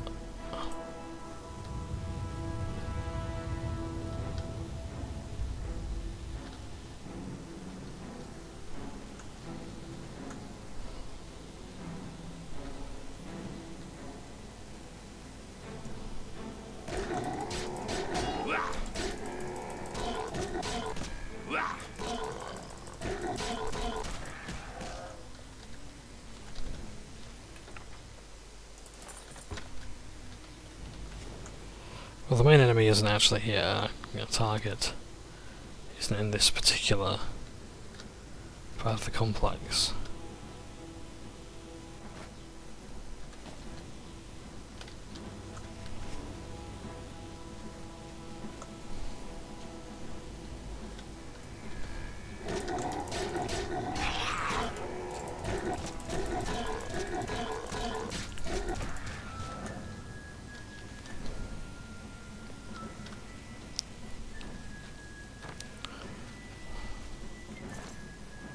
So what am I actually the target of?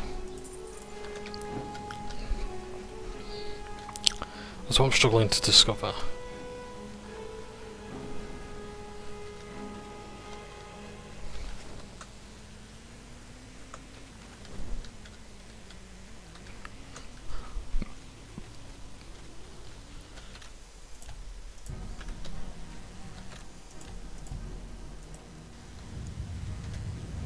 Yes, I'm definitely in combat, but like the thing is, there's nothing here.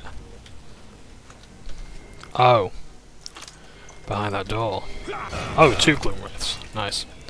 In fact. Oh, bugger. Got that. Oh, that's right, those arrows will work. Unless I have any.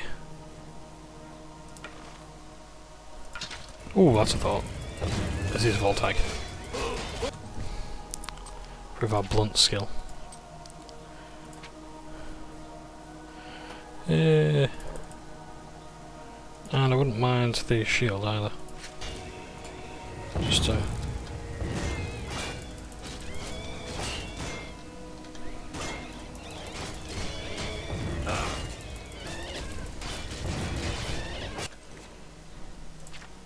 Yeah, they're really doing a number on me.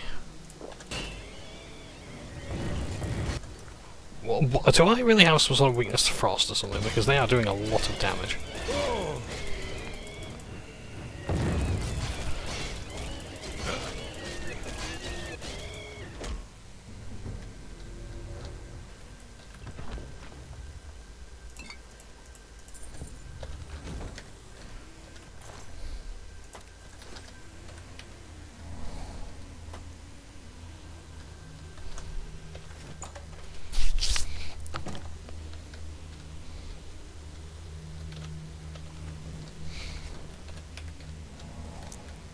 So this is meant to be a pitfall trap. Like so.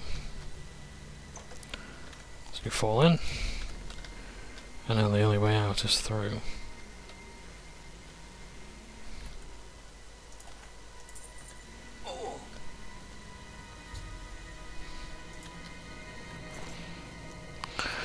There we go.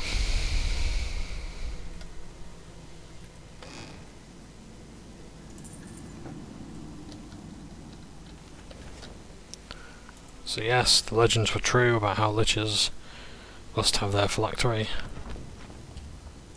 attached to them.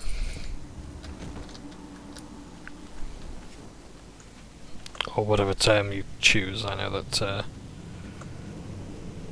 use of the term phylactery has been considered problematic.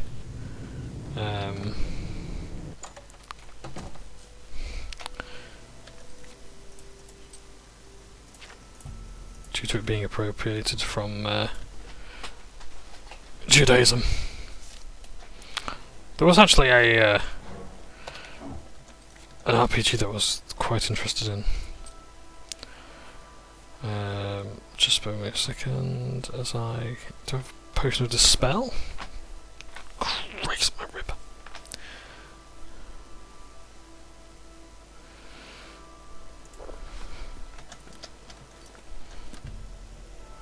Will the rest solve this?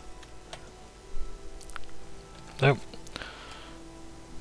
I'm going to need a potion of sorcery. Let's cast that to be able to move. And I'll like to find a priest. So there is a dead drop waiting for me here.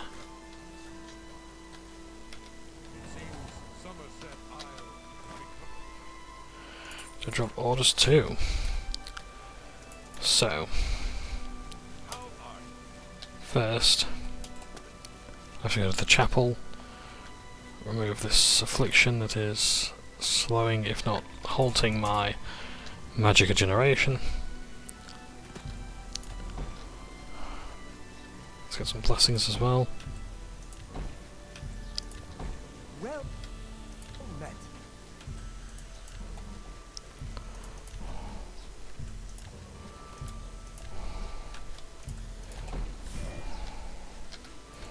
There we go. So, next of kin. Dead drop orders 2. The necromancer Saladin is dead, and you are not. That is quite an accomplishment, but your work as a silencer has just begun. Your next assignment requires you to eliminate not just one target, but 5. Entire family, in fact. The unlucky siblings are Perennia Draconis, Matthias Draconis, Andreas Draconis, Sibylla Draconis, and Kalia Draconis.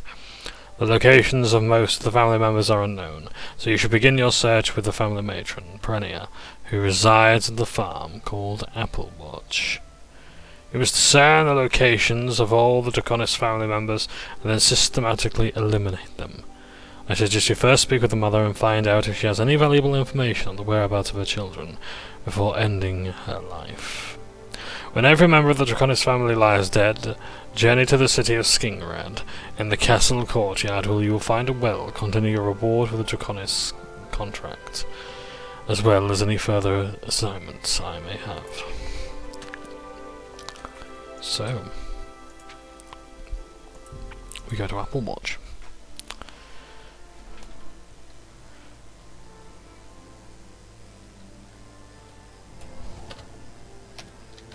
Rather unfortunate location.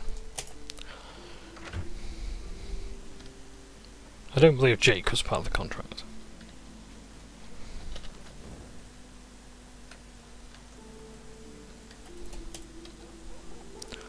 Oh, hello there. I'm sorry, you startled me. My nerves get rattled rather easily these days, I'm afraid. Living alone will do that to you. Now, is there something I can help you with? Oh, well, all right then. I guess I'll be going about my business. Bye. Oh, well, my children. Whatever for? Oh dear. Excuse an old woman's stupidity. You're here to pick up my gift list. Using your gift service was the smartest thing I've ever done. My children are spread across Cyrodiil, and it's so hard to shop for them all. So here's the list of all my precious little ones, though I dare say they're not so little anymore. They grow up so fast, I swear. Don't they just? You'll notice that the list gives each child's location and some suggestions for gifts. Oh, and here's the gold I'm supposed to give you. Now please go. Those children are so dear to me, and I'd really like you to get them something special. Thanks again.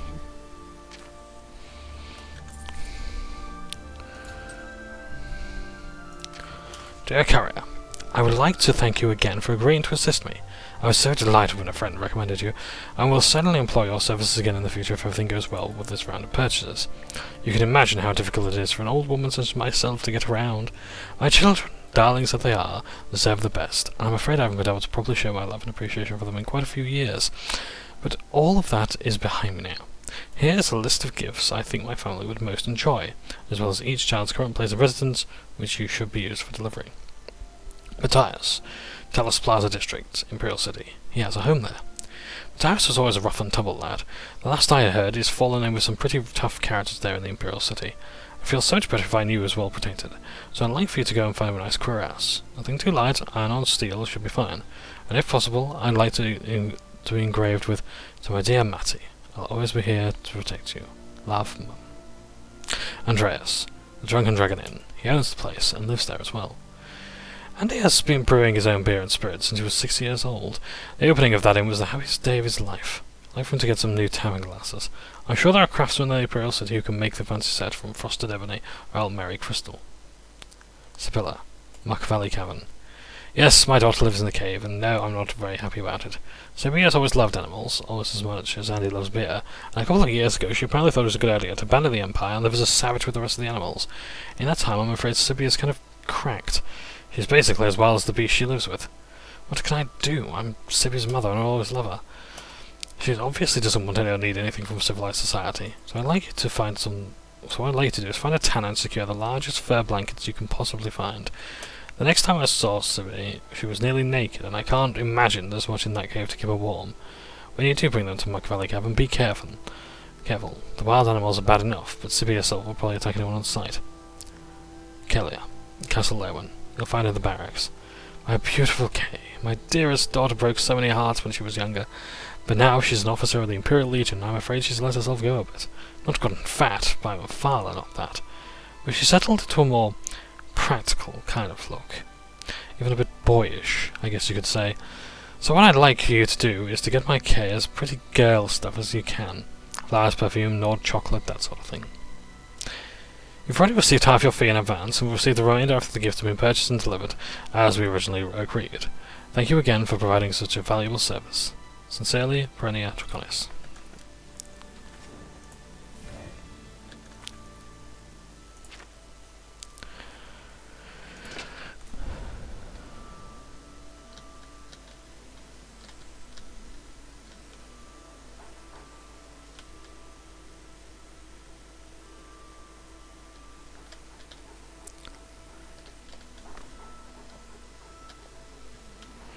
Jake, you're not on the hit list. Hey, come on! Whoa.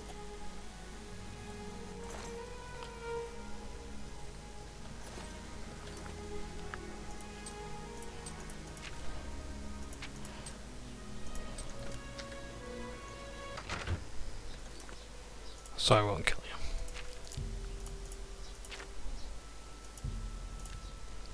Next, to Muck Valley Cavern.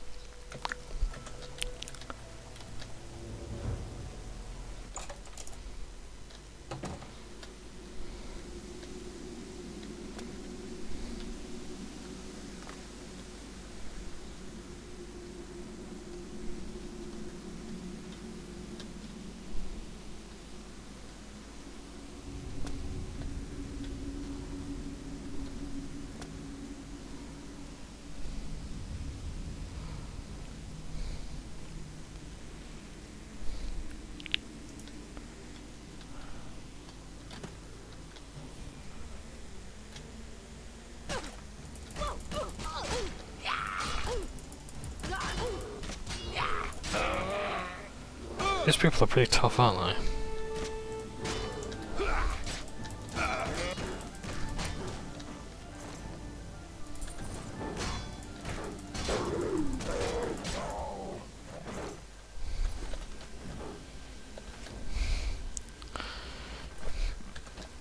Evidently.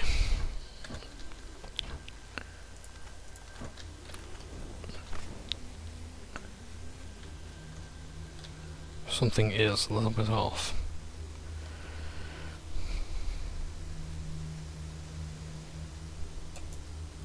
Well, hey, maybe that's just those two.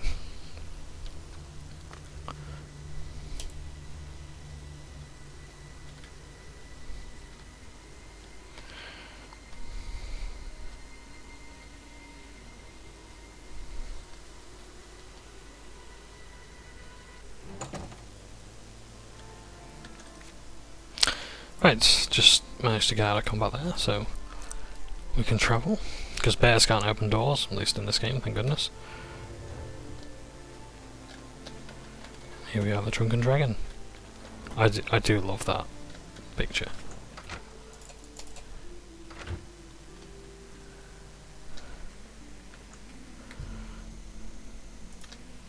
Looking for a room? All right then. You're not one for talking. I can respect that. Well, if you need anything, just let me know. Sure, friend. Very... Looking. I wonder if, like... Looking. My mother? No! What have you done to her? I'll kill you! Ah!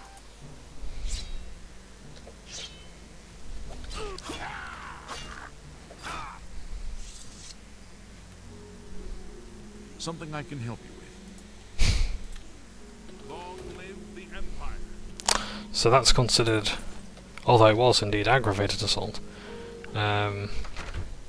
it's considered fair game. An NPC attacked me, the guard responded to the attack, and the attacker, so there you go.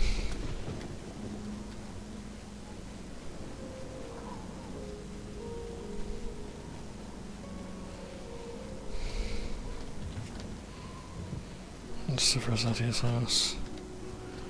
Yes. So your Bantian's house. Matthias Draconis' house. Good to see you. Good evening. Well met. A friend of mine is a member of the Legion. He said some Altmer nobleman was murdered right here in the city. Bailey, I think his name was. A nobleman? Take care. Yeah? What are you looking at?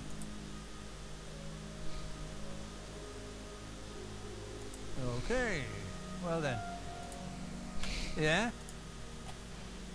What? A dead man? You got some kind of death wish, is that it?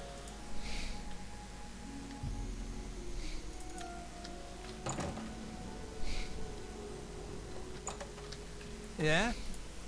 Slave of what? Oh, alright then. You're some kind of crazy, is that it? Come here then. Show me what you've got. I'm listening. Oh. So he can't be taunted, okay. I'll just wait for him to go to sleep.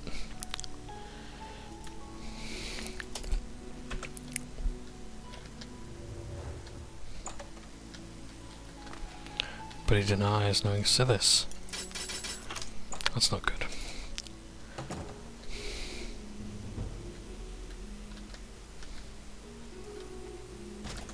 Looks like you... Guard. What do you need, champion? You're not supposed to be in here. Speak.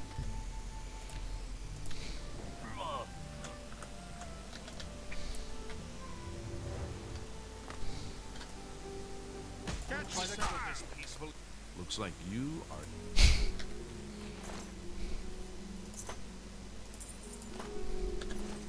Stop! Here's the procedure. So.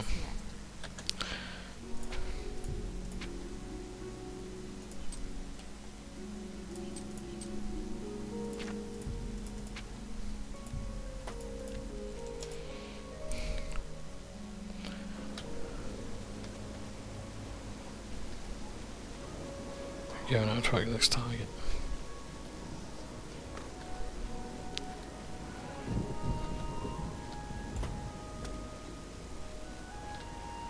And a captain of the guard as well. This should be fun.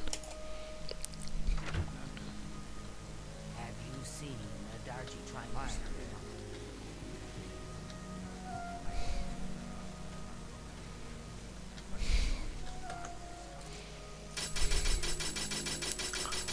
See, why couldn't this be the sort of house that we have in Leywen? Right. Yes? Is there something you need? Didn't you fight a Bruma? My mother? Oh, do you know her? She's such a sweet woman. I've been a terrible daughter, I'm afraid. I simply must visit more often. Anyway, I have duties to tend to. If you see my mother, tell her I'll visit soon. I promise.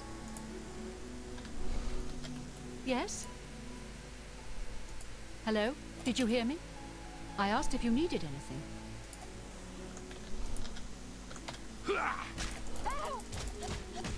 Stop!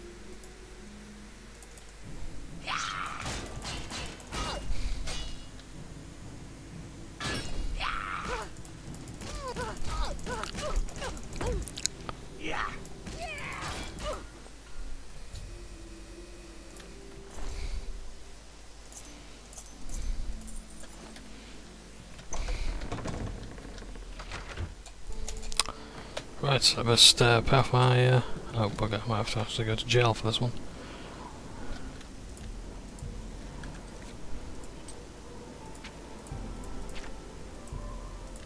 Oh, good job, there's no guards to pursue me then.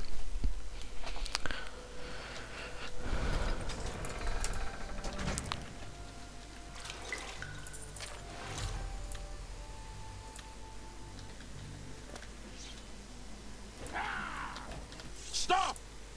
Serve your time peaceably and pay your debt to society. If you have a good disposition with the guards, that's what they'll say.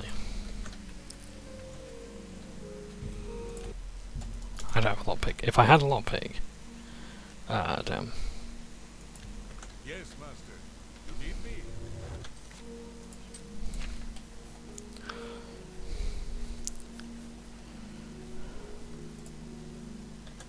Yes, master.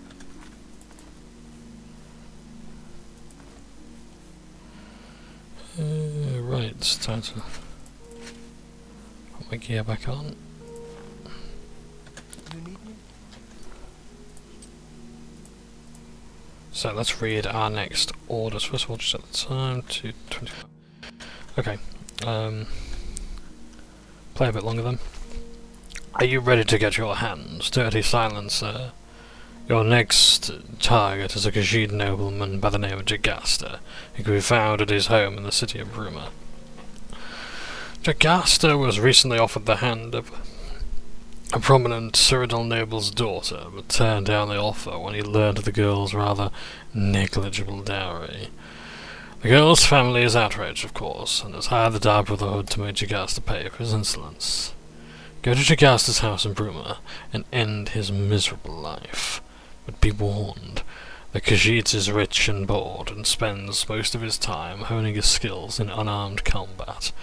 Any opponent who can kill with his mere hands is not to be trifled with, so tread carefully. Even worse, Jagaster is aware someone may be trying to kill him, and has bribed the guards not to interfere if a fight should spill out into the city streets. When the target has been eliminated, you will find your next dead drop in the rotten box under the old bridge just south of the Imperial City. The box will contain your reward for killing Jagaster, as well as information regarding your next contract.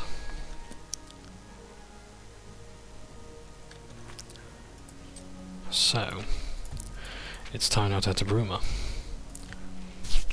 I wasn't sure if this was a Thieves Guild quest or a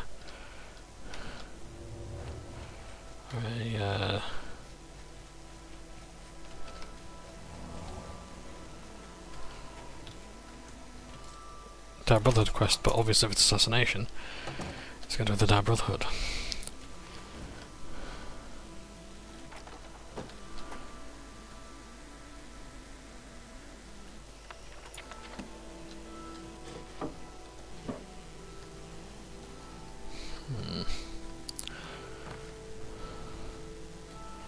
Let's find the house Jagast has.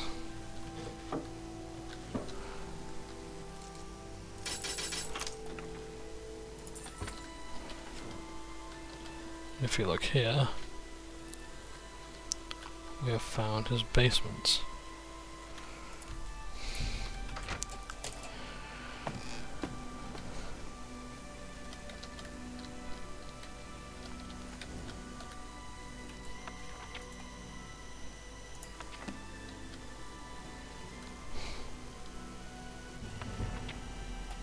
Oh wow, okay, so if you read a skill book and you've lost a skill, you can get it back, apparently.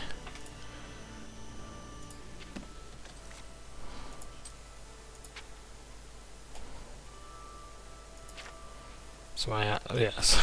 Okay. Right.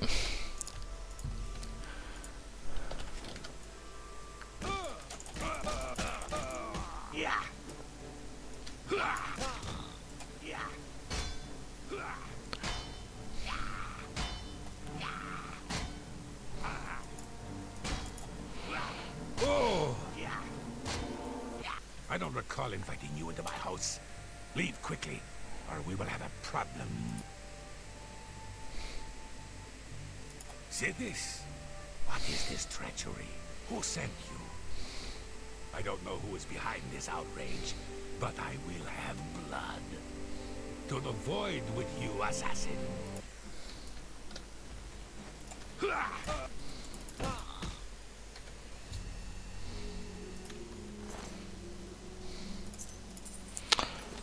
Now he seems to know a lot about Sithis.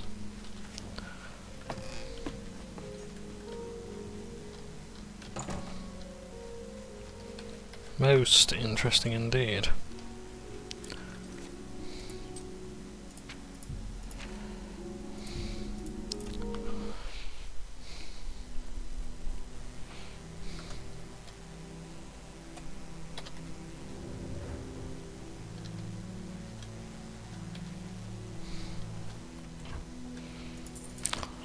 Dead drop orders, number 4. Jagasta is dead. Well done. I was right about you, Silencer. You are a useful tool indeed. Let's see if you can continue to impress me. You must journey now to the flooded mine. There you will find Shaliz, an Argonian hunter who was banished from a village near Blackmarsh. Morrowind border for the brutal murder of a dark elven family. Relatives of the murdered family members have located Shaliz and demand retribution. And since the assignment is a bit far for the Morrowind's Morag tongue to handle, the Dark Brotherhood has been commissioned to perform the elimination. Be warned, Silencer. Shaliz is a skilled and deadly hunter, and will fight like the desperate fugitive she is. After Shaliz has been eliminated, your reward and other contract will be waiting in the dead drop located in a coffin, just outside of the ruins of Fort Redmond. And now I'm officially overcome, but I really had better drop some stuff.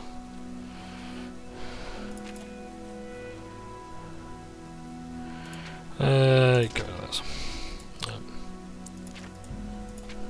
Final Justice.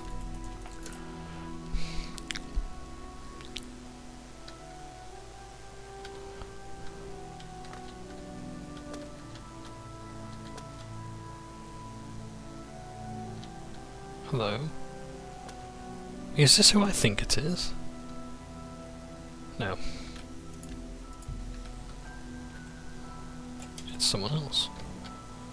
Yes. You too.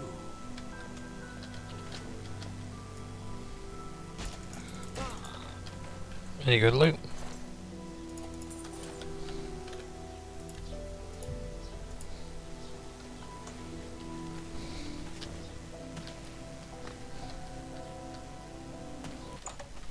Hmm.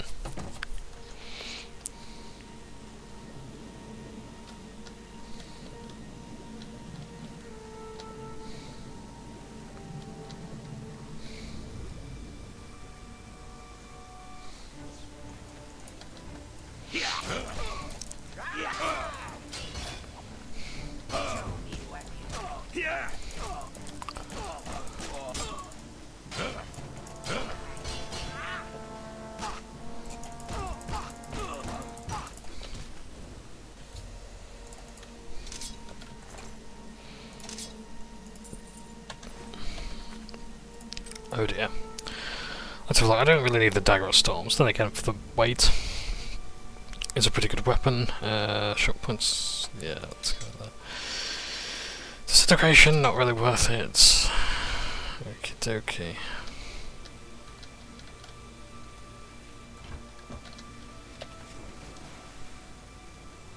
Let's make our way swiftly to our next target.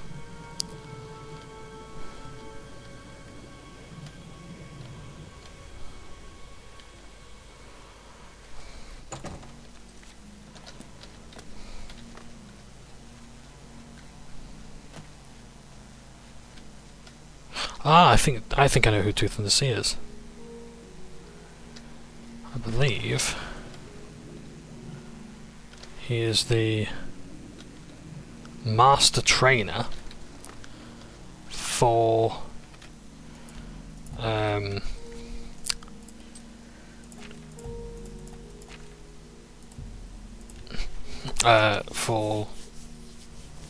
alteration. Right. Excuse me a second, I'm going to pause, going to see if this goes well enough, but I shall be back very soon. And now I return, hopefully, with minimal error.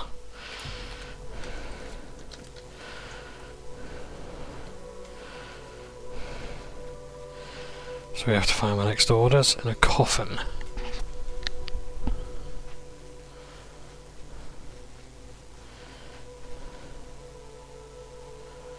Careful I don't attract any unwanted attention, but apparently the coffin is just outside.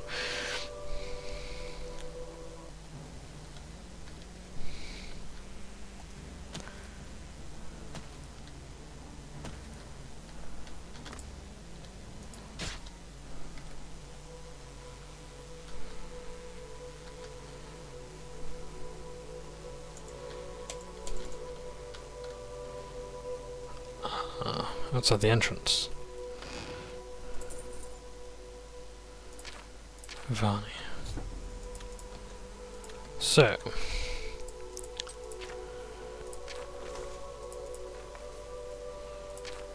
if you're reading this note, Chalice is dead.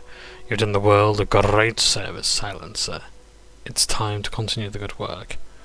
Your next target is a travelling dark elf merchant by the name of Alval Ovani, who is currently renting a house in the city of Leywin. Ovani is a well-respected tradesman back in his native Morrowind, but his business often takes him very far from home.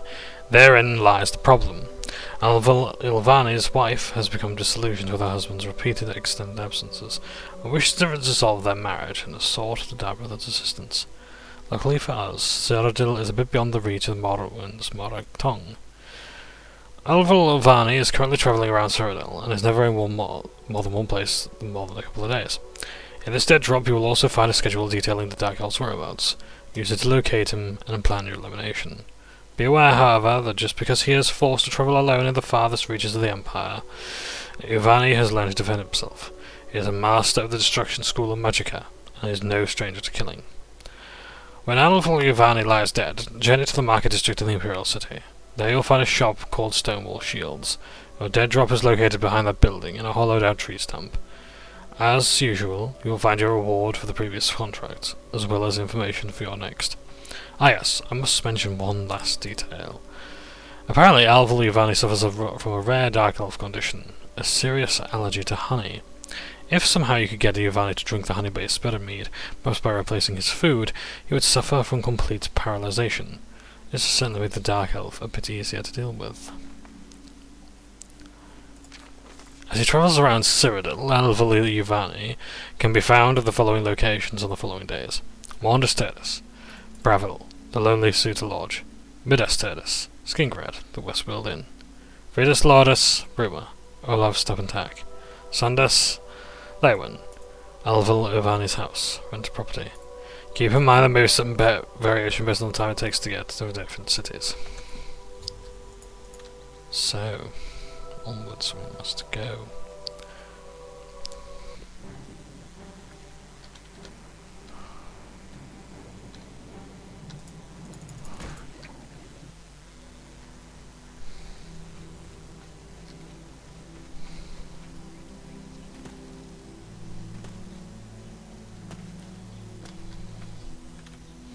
There's something I want to investigate over there. Nice fun little adventure. Not the wisp, but some trees over there.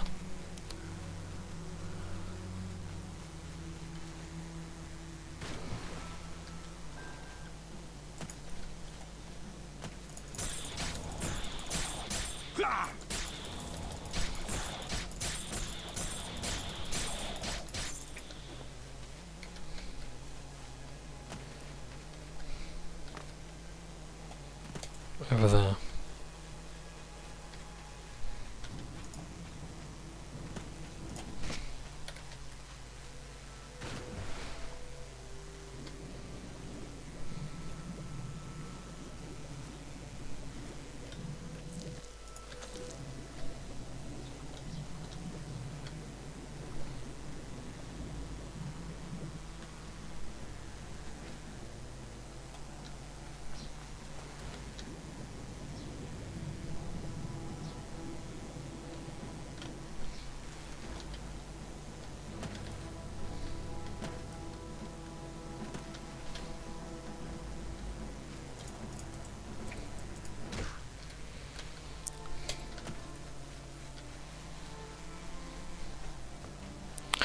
Because near as I can tell, these trees are entirely unique.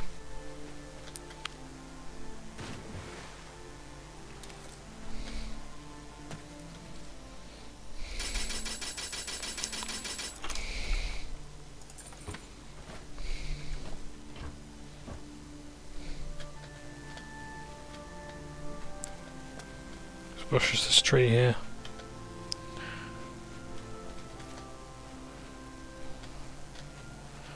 And near as I can tell, there is no actual clue in the game as to what this building is or was. I try and climb up, there's nothing there. It's completely destroyed. No signpost that I can see.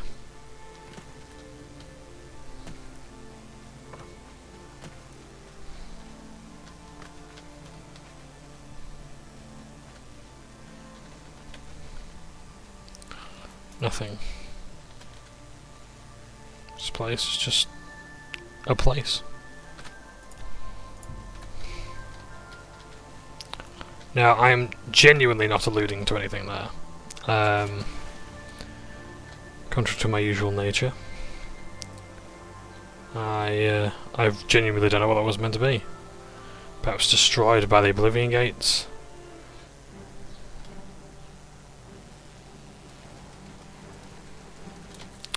Sacked by some other evils, I don't know.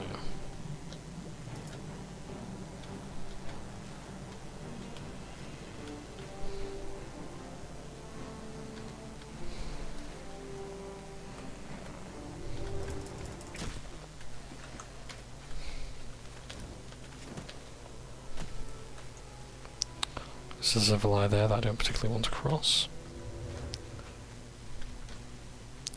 A Daedroth there that I don't particularly want to cross. Mind you, I can deal with a Daedroth.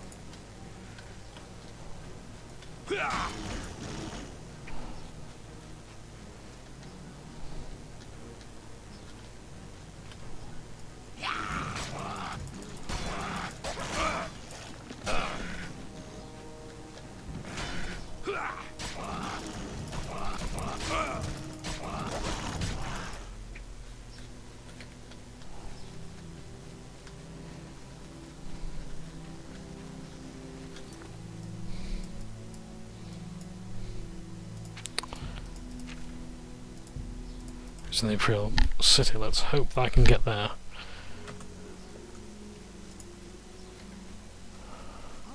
You. I don't have time to talk. Benevia Melasaia takes all the merchant complaints in the city. I have things to do. How are you?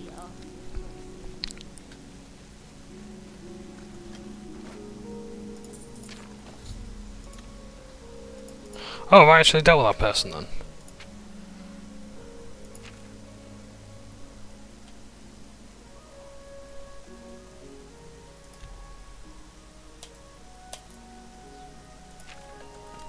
Okay then. Yeah. They're dead. Right. On to the next mission then, I guess. I don't remember doing that, but okay. Oh, that Morag Tong assassin as well that I dealt with outside of the Inn of Ill Omen was the one from Mirren's Razor. It was a good job I put him down as well, because he will attack any NPC that passes by. So, unfortunately we have lost one NPC, and we won't know what they were, who they were, and why. So there we go. Alvin Uvani is dead, just like all the others. You continue to oppress me, Silencer, and I am all too eager to indulge your homicidal instincts. Your next target is a savage Nord barbarian, living alone and exposed at a small campsite at the summit of Knoll Mountain. This barbarian, Havelstein Horblood by name, savagely butchered the chieftain of a meat hall on the island of Solstheim. The chieftain's sister has forgotten the Nord custom of extracting the monetary retribution of Wergild, and instead wants Horblood to pay for his life. You, dear Sansa, will help put her family at peace. You are to go to Knoll Mountain, locate Halvorstein Horblood, and send his soul to Silis. When Horblood has been executed, journey to the Iliad ruin of Nornal. In a flooded section of that ruin you will find a chest, submerged in the water. As you may have guessed, this chain contains your reward for killing Haverstein Horblood in your next contract. So, here we go. It's an old mountain now.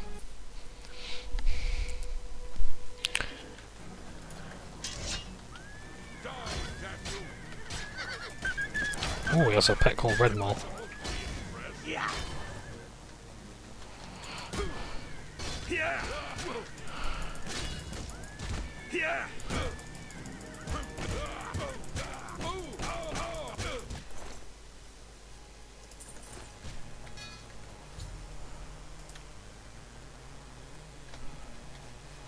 And he attacked me on the side as well.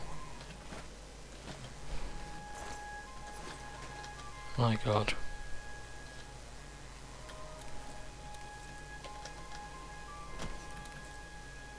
Oh, nothing at the bottom. Never mind then.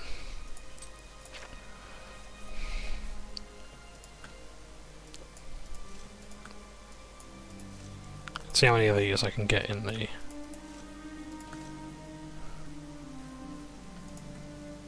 barrel from this angle.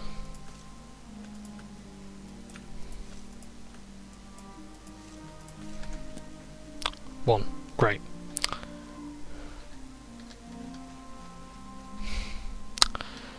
Right, well.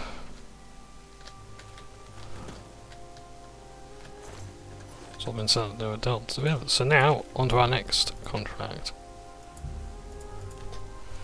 Back to Nornal. I say back to Nornal, we're not going back, we haven't been here before.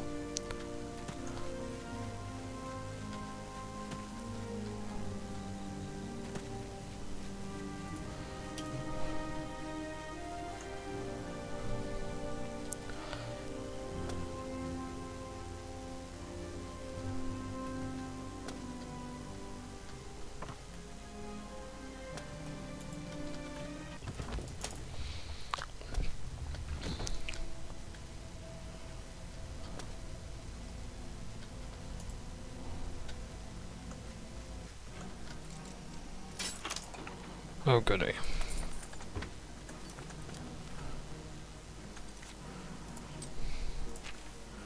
Why, oh why did I just run into here?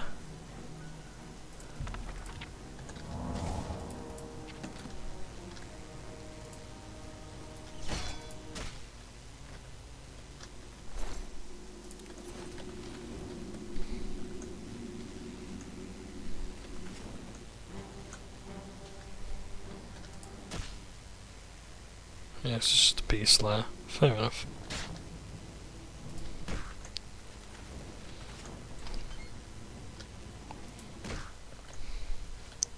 See, I know it seems like a bit filler. Like,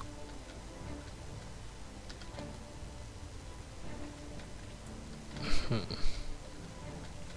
think I was meant to flatten you, I'm not sure. Oh, Christ, what have we been chased by now?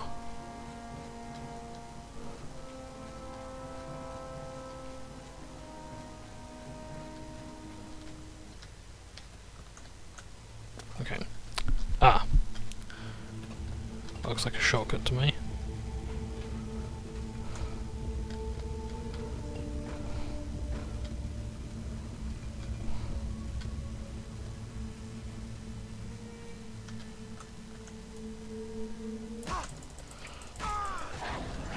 Alright, that's what Diedrich gear looks like on a female character.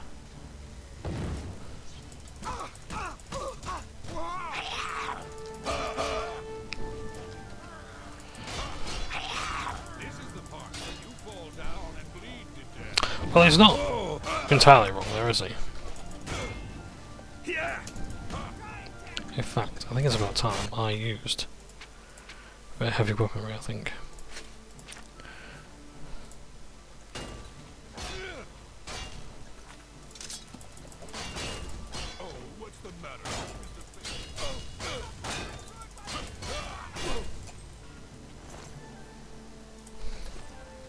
Well, that's a thought. Oh, I don't think I can repair in combat, can I?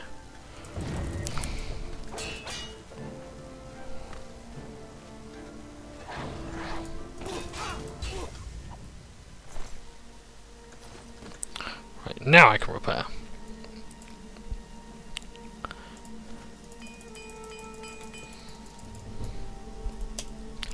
Long days and nights at the forge make you strong and tough. You are now an expert armourer. Using repair hammers, you can repair items up to 125% of their normal health. Which we already do. Knew and could do if I went to jail, so...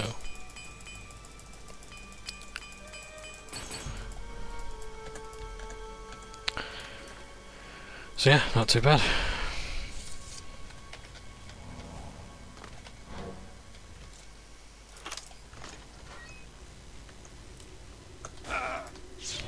But why am I sneaking? We don't need to go that far. Actually, let's go that far. Because if there's an alien crown or something, I need it.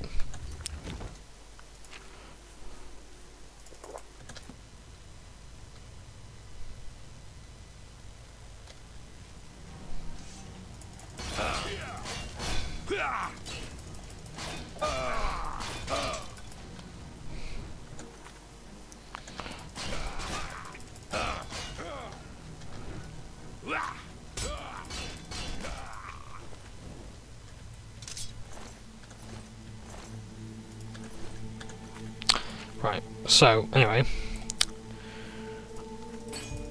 Well, we got one repair out of it, so that's not too bad.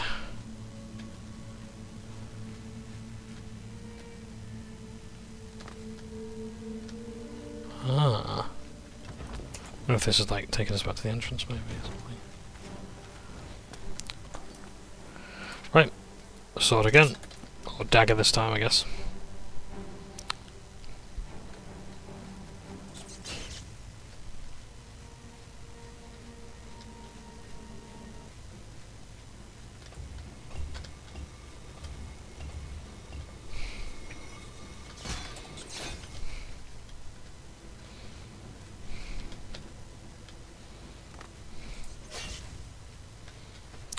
By the way, that is not your computer playing up. The frame rate really has just gone to shit, and I don't know why. So I better save soon, just in case there's some sort of memory leak.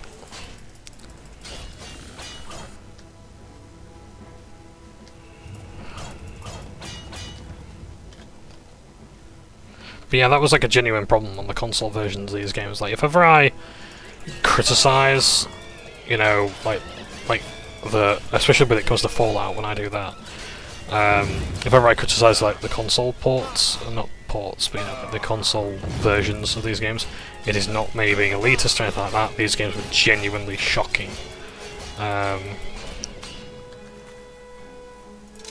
those systems.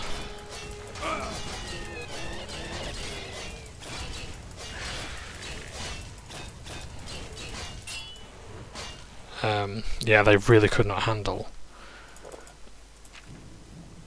much of anything.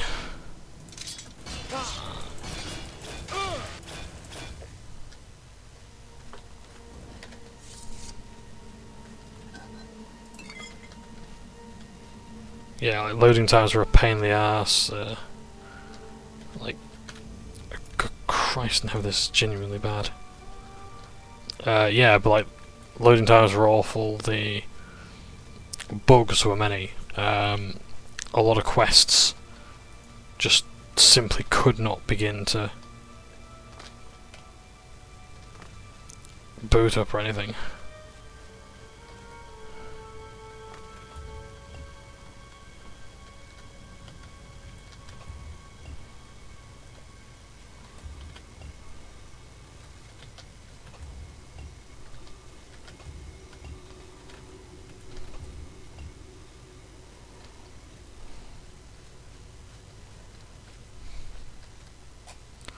So you can shoot them with an arrow as well, but I don't know if that's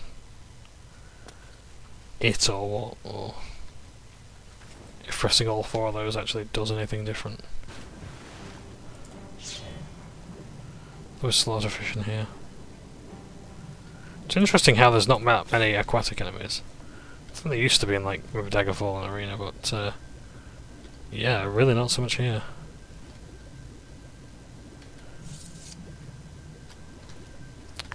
But yeah, like the PlayStation 3 version of a lot of games like Oblivion was quite bad. Fallout 3 in New Vegas suffered quite heavily. Oh, there's some news for you.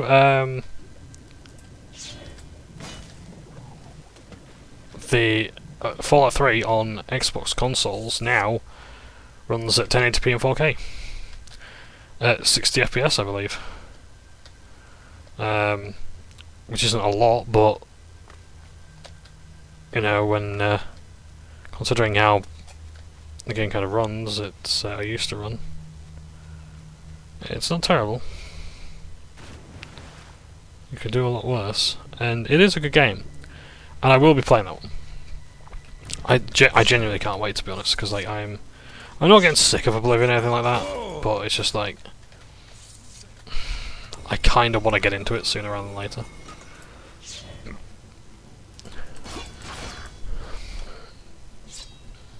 Great. I think that's got a disintegration effect. Nope. Yeah, 2 bows. Nice.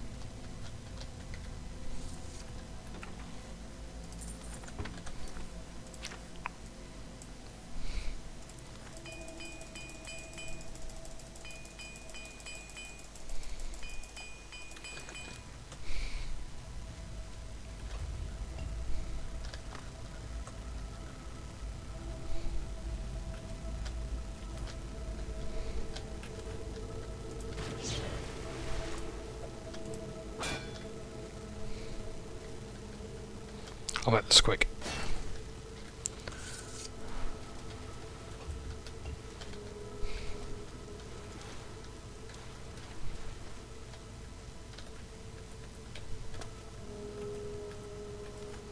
One of these stones has been plundered.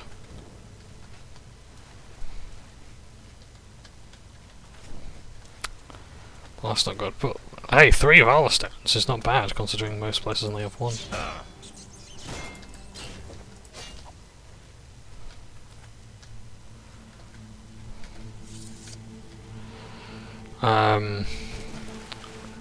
Yeah, because I want to play Fallout, but I also really want to play Fallout New Vegas as well, but I'd rather just do one project at a time, because you know what I'm like. I'll do it, I'll start it, and I won't get anywhere near done with it. And yeah, like these games are really finicky performance-wise.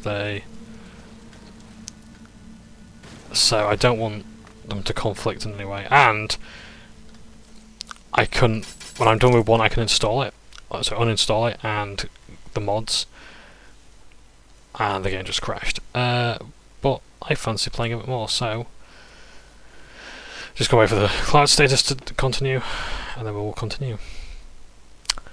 But yeah, like, I really wanted to play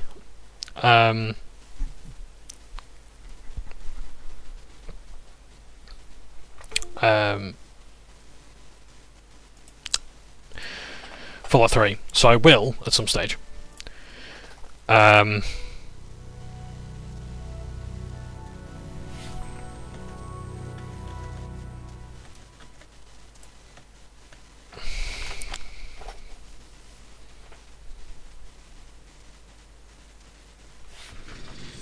So yeah, as I say, I will play it at some stage. I'll play them both at some stage. Just if I uninstall Oblivion, I can install more mods for Fallout 3. Mostly just stability ones. There may be something extra things I want. But yeah, go through that, all the DLCs, and then Fallout New Vegas and all the DLCs, which I'm not overly looking forward to be honest. I appreciate that they're good DLCs, but yeah, I'm not overly enthusiastic about them. They're brilliantly written, but it's just one of those things where it's not really like my cup of tea.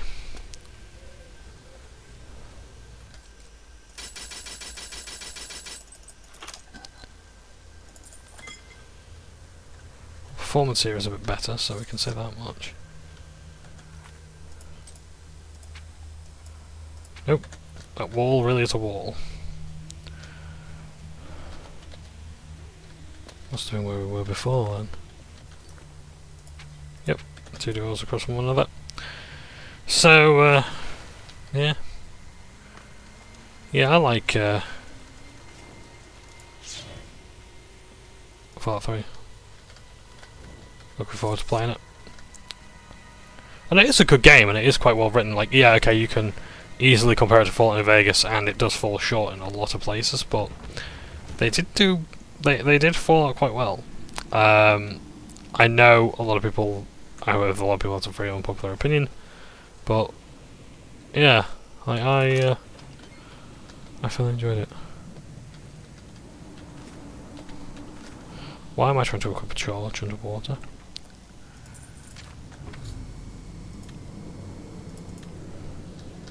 Ah, here we are. We're starting to wrap up now. I'll have to give myself a promotion! That was the worst attempt at doing the Eggman promotion thing. I do apologise.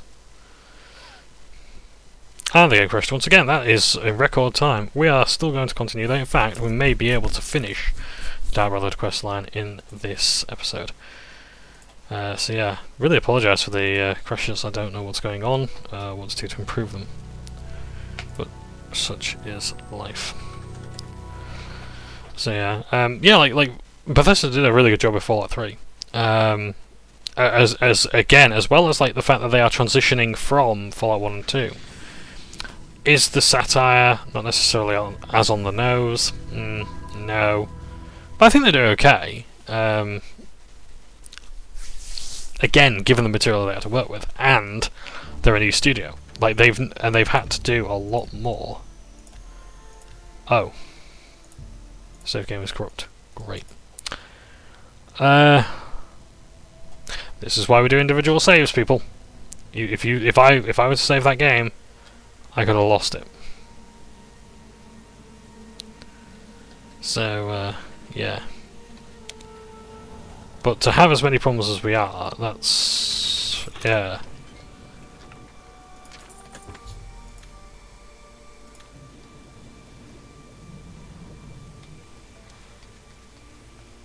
Excuse me one moment, I just need to check if this message is...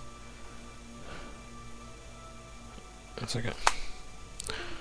Let's see if a message was as urgent as I thought it might have been. It's alright. Everything's fine.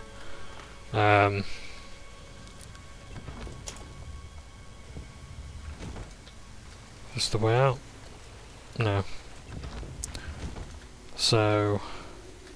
Oh, let's read the orders and then I can just go on with it. Oh, look.